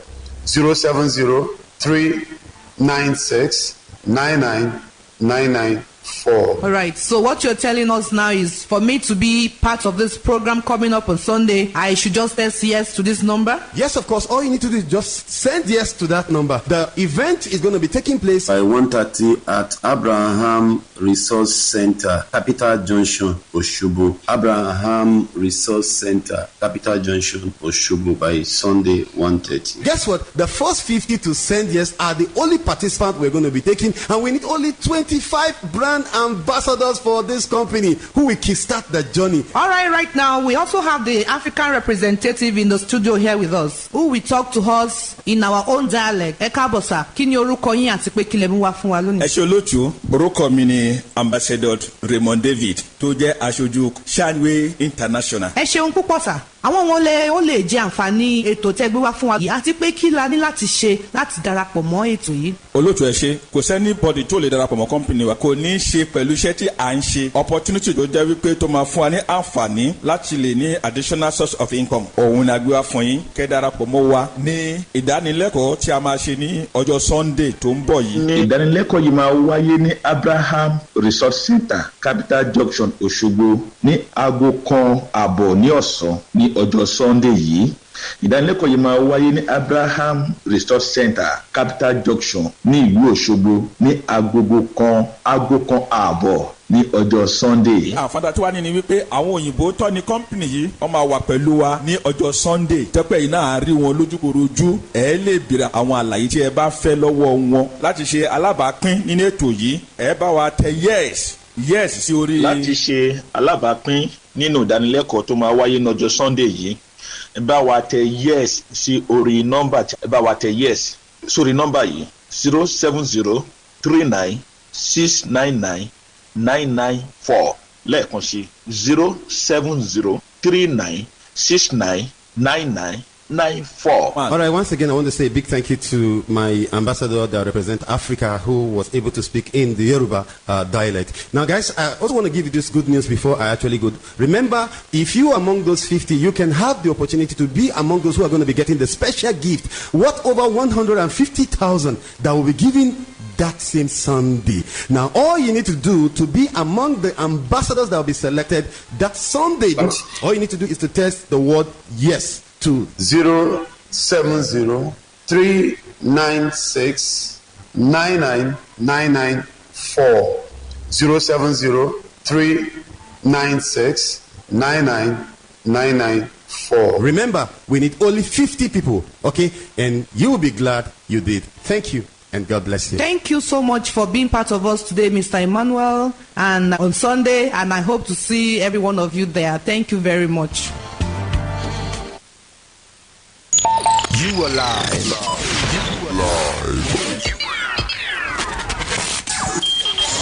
On Osun Radio. Osun Radio. Community radio at its best. 104.5 FM. Kérésìmesì ọdún ayọ̀. Ọdún dé o, ẹ jẹ́ ká yọ̀, ẹ̀rí wa aṣọ kan o. Kò sí àní-àní pé afẹ́fẹ́ ọdún kérésìmesì tí ń fẹ́ lọ́tún lọ́sì bọ́dún kérésìmesì ṣe ń súnmọ́ ìgbìmọ̀ aláṣẹ àtàwọn òṣìṣẹ́ iléeṣẹ́ OSBC ń dúpẹ́ lọ́wọ́ Ọlọ́run fún àánú àti ìpamọ́ rẹ̀ látẹ̀sín bí a ṣe wá ń dúpẹ́ lọ́wọ́ Ọlọ́run bẹ́ẹ̀ la mọ rírì ẹ̀yin olólùfẹ́ iléeṣẹ́ yìí tẹ̀ ń gbọ́ wa tẹ̀ ń wò wá tẹ̀tún ṣonígbàwó ètò kan tàbómi lọ́dọ̀ wa a wá ń fi àsìkò yìí rán yín létí pé ìgbìmọ̀ tí iléeṣẹ́ OSBC gbé kalẹ̀ fọdún kérésìmesì àtọdún tuntun ti ṣàgbékalẹ̀ onírúurú ètò fọdún kérésìmesì àtọdún tuntun bíi pàtàkì bíi Jésù ọ̀rọ̀ ìyànjú ọdún kérésìmesì àfihàn bàbá kérésìmesì àpèjọ ọdún kérésìmesì àìsùn ọdún kérésìmesì àkànṣe ètò fáwọn èwe ìsìn ìdúpẹ́ ọdún àtàwọn ètò míì bẹ́ẹ̀ lówó tí kò gúnpá àwa ń rọ àwọn iléeṣẹ́ ìjọba lájọ ilé ẹ̀kọ́ ilé ìjọsìn àti olóríjorí láti wá aṣọ onígbàwọ́ àwọn ètò wa gbogbo lórí rédíò wa 104.5 FM ilé àwíyé òkè bálẹ̀ òṣogbo OSBC TV lórí Star Times 113 àti Free TV 502 tó fi mọ́ New Dawn TV channel 22 UHF ìbòkun gbogbo àwọn ètò wọ̀nyí lẹ́ẹ̀ máa gbọ́ tá ó sì máa rí wò lórí ìtàkùn ayélujára fẹ́kùnrẹ́rẹ́ àlàyé ẹ pè alága ìgbìmọ̀ ọdún kérésìmesì àti tọdún tuntun ti iléeṣẹ́ OSBC sórí nọ́mbà yìí 0803 395 9859 0803 395 9859 àkú ọdún àkú ìyèdún ojú wa yóò máa rọ́dún.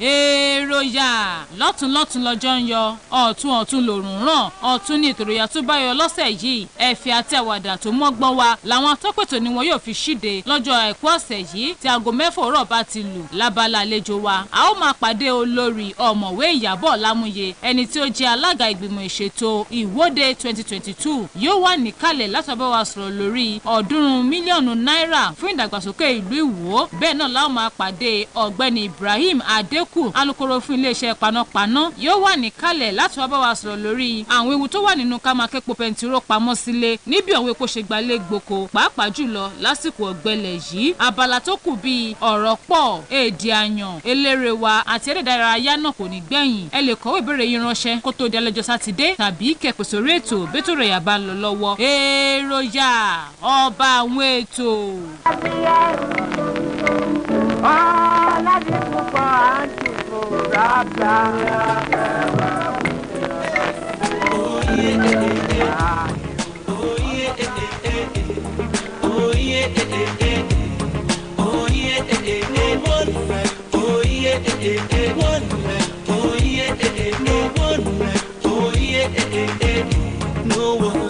No one. Hello, how you doing?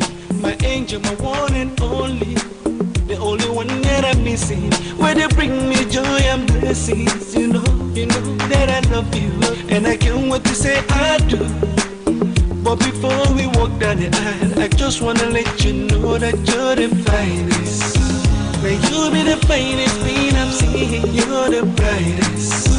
The way you the shine, you the bling like me. You're the highest.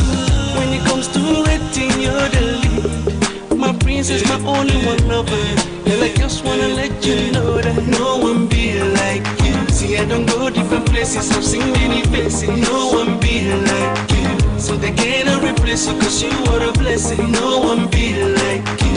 You're driving me crazy, cause you are my baby. No one be like you. No one like you, one like you. No one like you, one like you.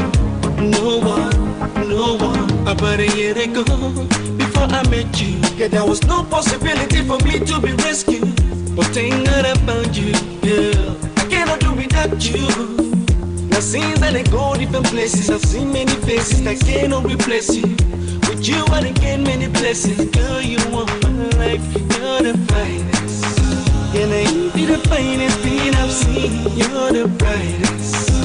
The way you the shine, you the bling like me. You're the high.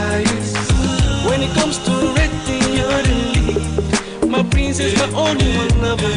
Girl, I guess it's time to let you know that no one be like you. See, I don't go different places, I've seen many faces. No one be like you. They cannot replace you, cause you are a blessing. No one be like you. You're driving me crazy, cause you are my baby. No one be like you. No one like you, one like you. No one like you, one like you. That's what we say. Oh yeah, oh yeah, oh yeah, oh yeah. No one like, oh yeah, one like, oh yeah, no one like, oh yeah, no one. Yeah, you're the finest.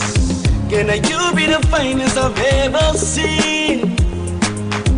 The way you the shine, you the bling like green. Hey, when it comes to rating, you're the lead. My princess, my only one lover. Girl, I guess it's time to let you know that no one like you. So many things, so many things like you. Everything without you, there's no possibility, there's no positivity, always negativity. They gonna find you. Hey, you are my everything, you are my destiny. This is reality. Oh yeah, oh yeah, oh yeah, oh yeah, oh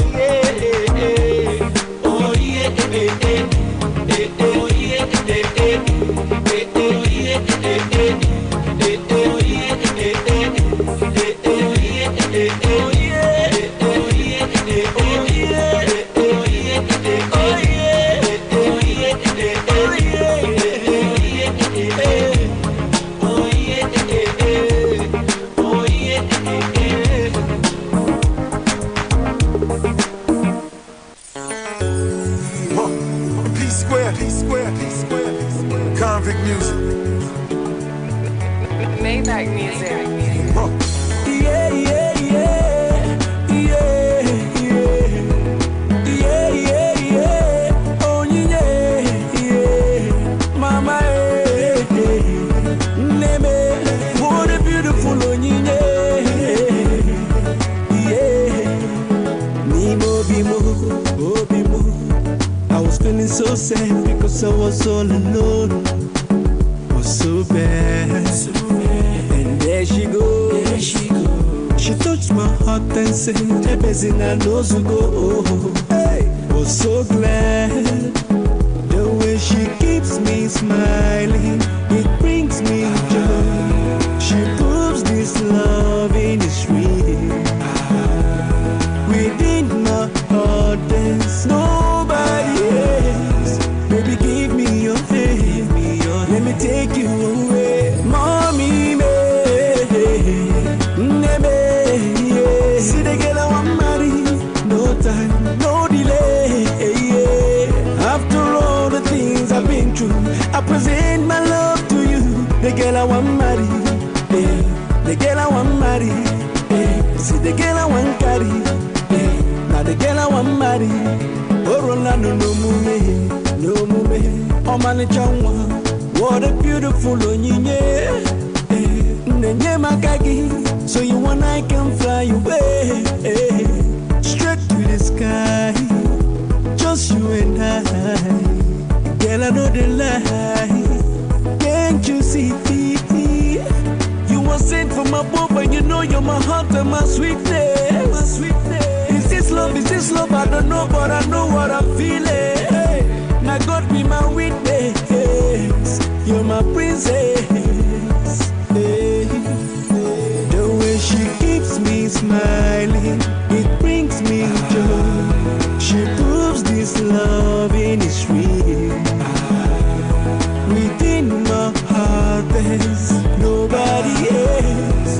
Make you give me your hand, let me take you away, mommy, me.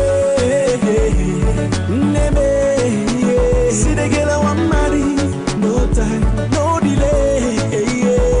After all the things I've been through, I present my love to you. The girl I want marry.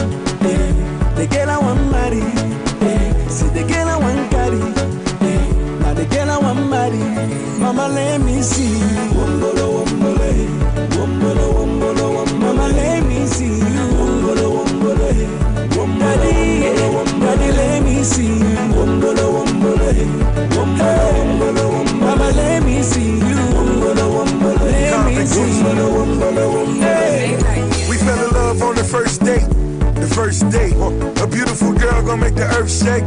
I look into the mirror, all I do is stare. In the back of my mind, all I see is her. Turn up the music, we bumpin' P-Square. Number one in the game, and we gon' be here. Always making hits to my convict. We talking money, or you talking nonsense? Making slow love to my baby girl. Got them big trucks pulling up everywhere. You only live once, and that's the anthem. All your negative energy feed cancer. I can look into her eyes for my whole life. We can make love for the whole night. Take my hand, baby. I just wanna be a man, baby. Yeah, yeah, yeah, yeah, yeah, yeah, yeah, yeah, yeah. Mama, she's my beautiful Onyinye. Yeah, oh yeah, let me see.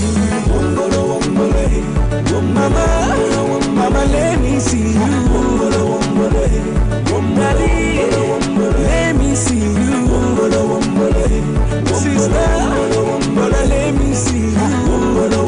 Let me see you. Hey, yeah,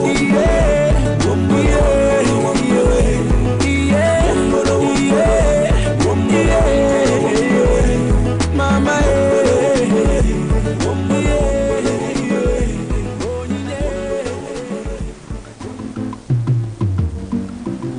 Oshogo to Lagos, from Lagos to Abuja, from Abuja to Enugu. Indeed, in every nook and cranny of Nigeria, OSBC Radio to the day there for you.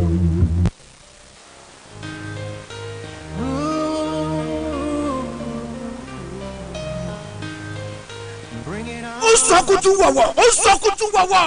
Ìbọn láti wọ́n ti rò pé pẹ̀lú ni kò lè bá wọn gé mi ọmọ òun padà ẹni tí wọ́n fọwọ́ sọ̀yà pé ọmọ wa nù. Ó yá o ẹ̀yin ènìyàn ìlú àti gbogbo ẹ̀yin olólùfẹ́ ètò ìsọkútú wọ̀wọ̀ lórí ìkànnì 104.5 ilé àwíyọ̀ òkè balẹ̀ lọ́sọ̀gbọ̀.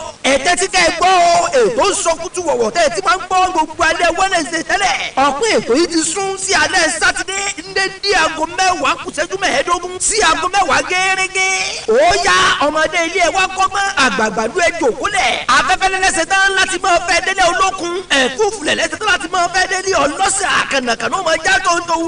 Ní gbogbo alẹ́ ọjọ́ Sátidé pẹ̀lú ọmọ yín olólùfẹ́ yín amẹlẹ́mẹ̀rọ èdè Ajíbọ́lá Abíọ́dún àpáta ọ̀rọ̀. Ẹ wá polówó ọjà yín kẹ́ ẹ fara ṣajẹ́ bíi ti sẹ́sẹ́ fún ìpolówó ọjà ẹ pè nọ́mbà yìí 090 50 14 83 83. Ó sọ kútú wọ̀wọ̀ no controversy alẹ́ Sátidé ni ẹ̀já dọ̀gbọ́. Ìsinmi aláyọ̀ àrà ńlá bọ́wọ́ jà lálá ètò arélùmọ̀ bí owó ọ̀rọ̀ ìsítí tó ń tọrọ ìjìnlẹ̀ látòrí ìtẹ́mímọ́ wá ètò ló wọlé dé yìí o káàbọ̀. ẹ lọ sí kọ́kọ́ ayé ẹ lọ jẹ́rìí mi.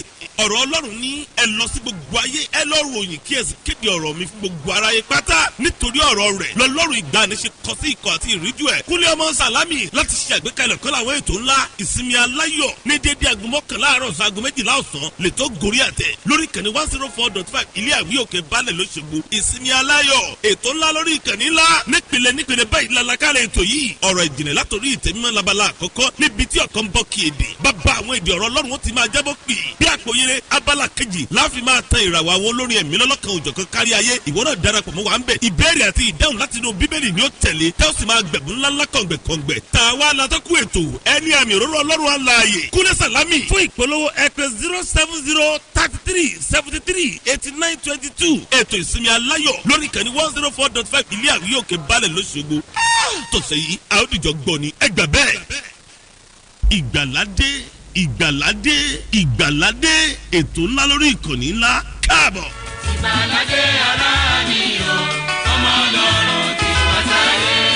orúkọ Ọlọ́run ilé ìṣọ́ agbára ni olódodo sáwọnú ẹ̀ ó sì yè ẹ̀yin ènìyàn lú o ẹ̀ máa tẹ́tí bẹ̀lẹ̀ jẹ́ sórí ìkànnì OSBC 104.5 ilé àwíyọ̀ òkè balẹ̀ lóṣogbo ní gbogbo ọjọ́ Sunday láago 9 kọjá ìṣẹ́jú 15 sáago 9 àbọ̀ alẹ́ níbi tẹ́ ò ti máa gbọ́ ọ̀rọ̀ Ọlọ́run tí ò lábùlà látẹnu olùṣọ́àgùtàn Moses Adékànmí Ọ̀dẹ́túndé látinú ìjọ The Redeemed Gethsemane Assembly Breakthrough Arena tó wà ní off Ọba Road Pápánlá area Ọ̀kínì nípínlẹ̀ Ọ̀ṣun ẹni tó gbọ́ kó lọ sọ fẹ́ni tí ò gbọ́ ọ̀ṣọ́ lọ́jọ́ sunday ọ̀sẹ̀ yìí lórí ètò yín ètò wa ìgbàládé rí dájú pé ìwọ náà gbọ́ fún ìbéèrè 080-34-25-21-54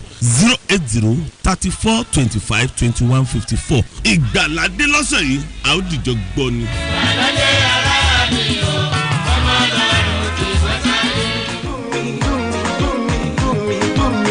Boy, I love the way you do me, do me, do me, do me, do me, do me. Now the way you dey do me, you go wonder my baby. Now the way you dey do me, you go wonder, oh. So now she step into the clubhouse. See how the boys them a drop down. And all the ladies just the holla say. Them no say wahala day. If you don't so you take a busy, make you know they fall. This not a song for the dancer. The way you move your body, girl, it be like say. You no say wahala day. Now the way you they do the things you do. It be like say you get plans for me and you. If I put it on you put it on me. What a man can do, a woman can do. So if you do me, I do you. Man no go best up on the dance floor. Man no go best, touch me, I touch you. Man no go best, you say. Man no go best, I say. Man no go best. If you do me, I do you. Man no go best. Step on the dance floor. Man no So go won't best. you give it to me? I go give it to you. So make you give it to me some more. They get to see they do me. So make you give it to me. They get to see they do me. So make you give it to me some more. I said they get to see they do me. So make you give it to me. Now the way you they do me. So make you give it to me some more. So make you do me. Make you do me. I'ma check out the way she twist and whine it, making me feel like I'm grinding. Baby girl, I know so you the I need. After the show and the party for my room, strictly for me and you. We got plenty things to do. So pull up your bump and move, make we groove. Boy, you know say talk is cheap. I know you were tempted to roll with me. Me, I know be the by the way you sing. What a man can do, a woman can do so. If you do me, I do you. Man no go best up on my dance floor. Man no go best, touch me, I touch you. Man no go best, say. Man no go best, I say. Man no go best. If you do me, I do you. Man no go best. Step on the dance floor. Man no go so won't you give it to me? I go give it to you. So make you give it to me some more. They get to see they do me. So make you give it to me. They get to see they do me. So make you give it to me some more. I said they get to see they do me. So make you give it to me. For the best in news, sports, music, documentaries, news analysis, and lots more, tune to OSBC Radio 104.5 FM.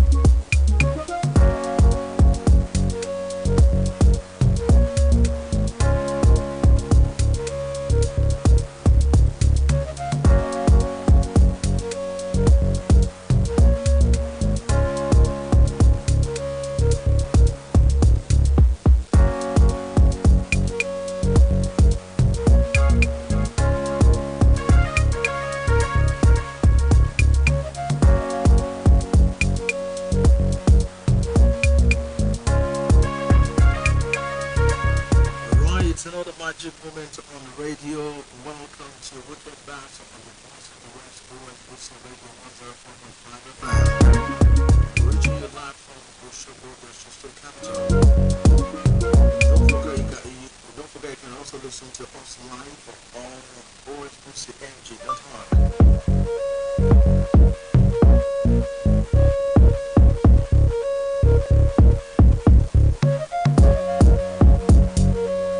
How is the weekend going?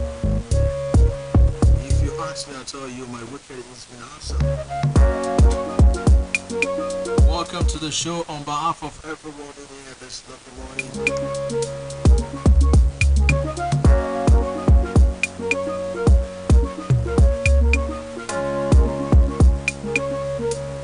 Alright, Jumoke Oladipupo is very much here this beautiful morning. And together we promise you a great time. The producer of this program is Titilope Ajiboye, and the executive producer is Dope Akemi. My name is Sammy Obaba, the Big Sam is what you call me.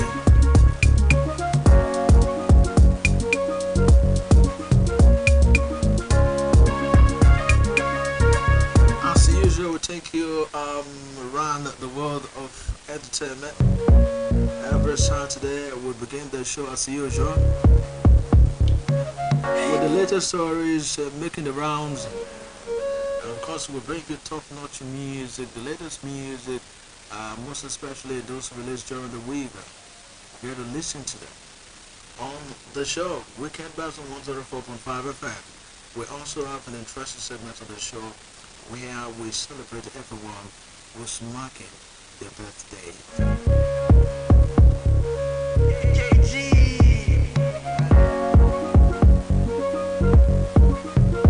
Not forgetting those of marking one thing or the other, be it wedding anniversary,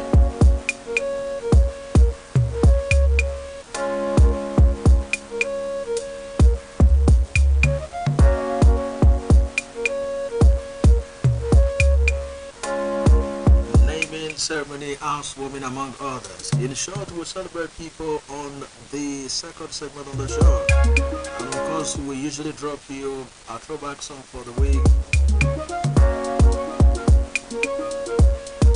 So we'll take you down the memory lane on the first segment on the show. This week's edition of the show, Weekend Buzz on 104.5 FM, promises to be an interesting one.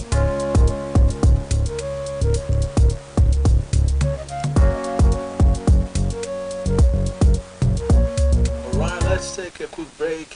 When I come back, I will be reading out the juicy stories packaged for listening pleasure this morning on the show Weekend Buzz on 104.5 FM.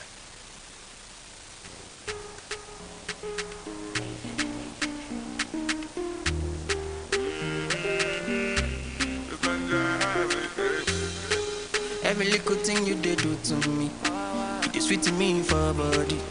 She a loving fee follow me. Wow, wow, wow, wow. Yeah, your bullet make her go crazy. I'ma get say you sure for me. Say make her withdraw money. Oh, Roma, no go downgrade. Make her carry your luggage. I define you for this. For this, I no drugs, I fit to contain. Yeah, your body na baggage.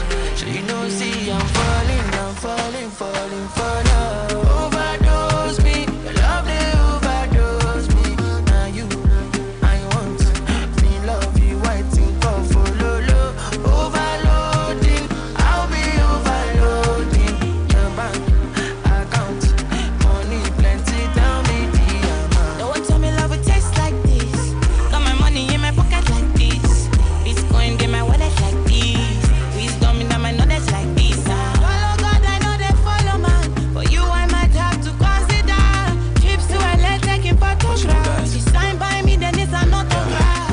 Live to die another day for you, baby. Quit my Casanova ways for you, baby. The only time that you say that you hate me is when I take the last slice of pastry. Now I'm on the run. Loving you till kingdom come, but you drive me crazy. Send someone, still my billboard, baby. My number one, see they be. You they at me like by me. I just wanna be there when you need me. Baby, now your matter, I did sing all day. glad to have you back on the show. It's Weekend Bass on OSBC Radio 104.5 FM, and you're welcome to the first segment of the show. Let's begin with this story that actually went viral during the course of the week, and the story is about bands. Just call me. Guess you don't know. It's not just again.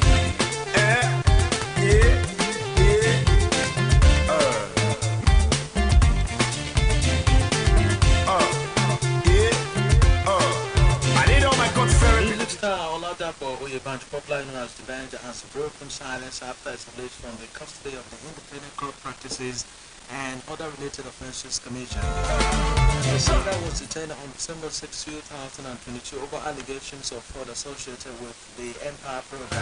It was reported that the band was released on self-recognition by the ICPC on Friday.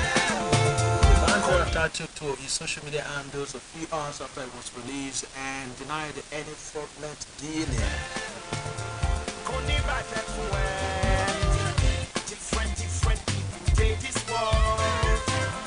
He said, global thank you to the world. I was invited on an ongoing investigation in the ICPC. I've assisted the commission with all I know, and I'm confident in the capacity to unravel the truth. I have no business with fraud. All I do is chop like this. I was released on self-recognition because nothing was seen or found on me. God bless you, all my people. However, the ICBC, through its spokesperson Azuka Ogoga, maintained that the anti-graft agency was still investigating the matter. Some people they pray make us slow, some people no one make us grow. No. Considering the fact that band is a popular and famous pop star. The story of his arrest by the ICPC was breaking news for many platforms. Radio, television, of course, newspaper. People acting like they really care, but like they lie, like they won't cut your hair. Like wanting us to always live in fear. All that nonsense, he go and forget. What must I do just for you to see? Why can't we all live in unity? We have to be one community. Then we will see how we like to be. Why you do it? I'm sorry. Well, the next story is from the music scene as well. This is about Celine. And of course, veteran vocalist Celine has been showered with an outpour of love and support from fans following the reveal of a battle with a rare incurable ailment.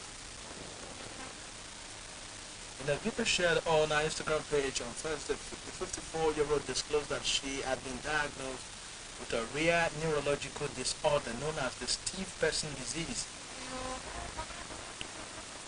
I'm sure a lot of people are hearing this for the first time, stating that our 2023 shows will be postponed till 2024.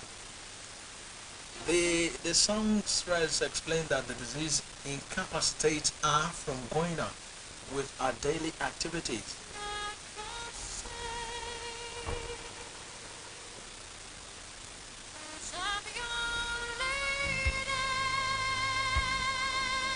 Nana recently I've been diagnosed with a very rare neurological disorder called the Steve Person syndrome, which affects 1 in a million people. Following announcement, celebrities and fans took to our social media pages to show the ailing singer Celine Dion their support in our trying times. Our fellow singer Jennifer Hudson replied in the comment section, "We love you. I pray your strength and healing in the Lord. Amen."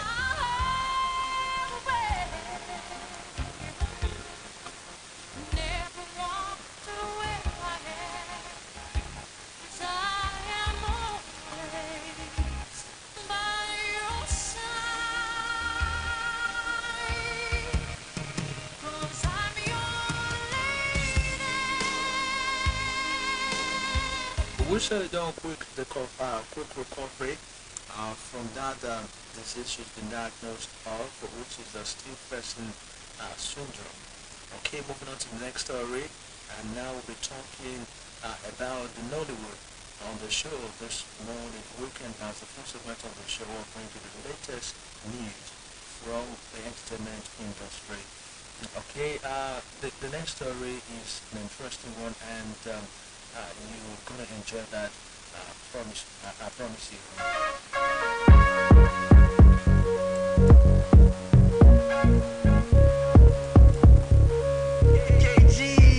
The celebrated actress Florence Okonkwo has been honored among 100 most phenomenal women in the world.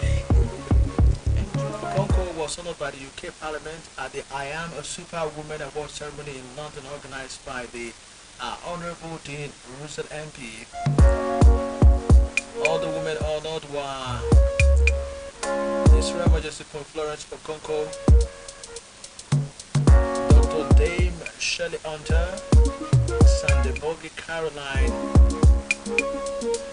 Namgabi, Dr. Stephen Graham, Dr. Barbara Ann, Dr. Virginia Farr, Dr. Stephen Lofier, Ambassador Dr. Omenisa Ruma Akomolafe, Professor Dr. Juliet Armand, Pravina Bakani, and more. The occasion was also in commemoration of World AIDS Day in the Booth Wardroom of Port Cooley's house. In a response to the honor, Coco said it is an honor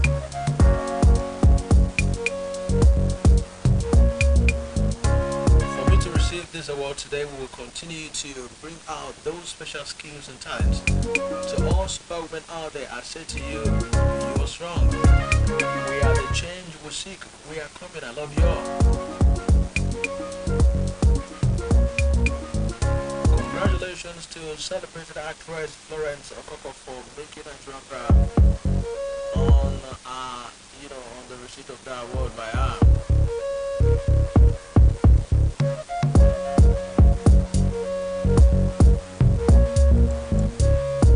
I'll be wrapping up the segment with this one.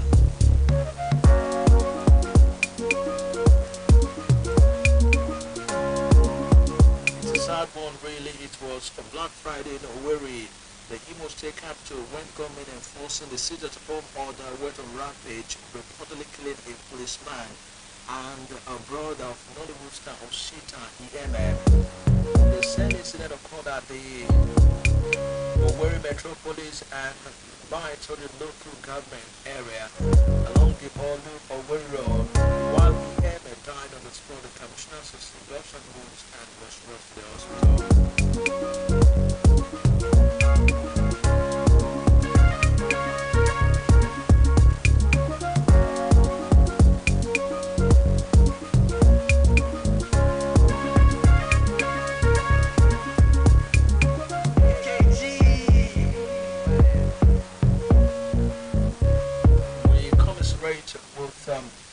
The AIDS actor's family, Osita Yema, whose brother was shot dead on Friday, that's yesterday. And of course, everyone who lost their lives. Something needs to be done, about the way that lives are being lost on a daily basis in Nigeria. That's so pathetic. Okay, the show is Weekend Buzz on OSBC Radio 104.5 FM, Oshobo, 15 minutes gone past 11. And it's time to bring you the second segment of the show. Let me drop you a beautiful FD song. You're gonna enjoy this. I will be right back. The show is Weekend Buzz on OSBC Radio 104.5 FM.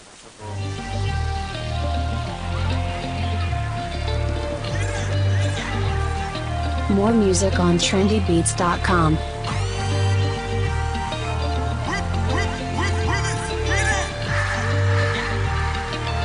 If I fail, then go laugh me.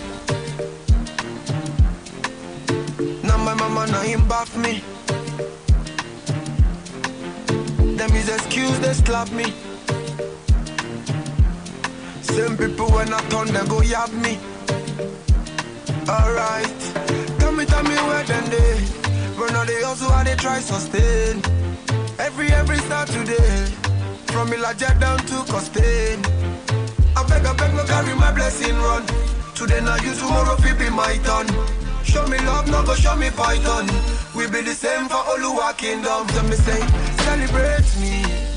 Now when I day alive, appreciate me. Well, let me talk about the celebrities who are marking their birthday this week. Ricardo Bank is one Nigerian entertainer who's marking his birthday this week. Ricardo Bank is the last child of a music-loving family. His father is a pastor from Ondo State, and his mother is a caterer. He grew up in a disciplinary setting due to both of his parents being pastors. He completed secondary school at the age of 14 and started recording his first set of songs in 2008. The elder brother produced all of his earlier songs and tutored him on the rudiments of singing, writing, and producing. He derived the stage name Ricardo Banks by combining the meaning of the two names. The former part of his stage name translates to strong ruler, while the latter part loosely translates to wealth. In 2014, Ricardo Banks graduated from the University of Lagos with a degree in history and strategic studies. He has cited Don Jazzy, Two-Face Libya, DJ Jimmy Jat, Olamide, and Emma as his key musical inspirations. Celebrate me, now when I day alive. Appreciate me, now when I day alive. Don't be say when I need Ayole Aniel Solomon, born on the 6th of December 1993, is better known by his stage name Ricardo.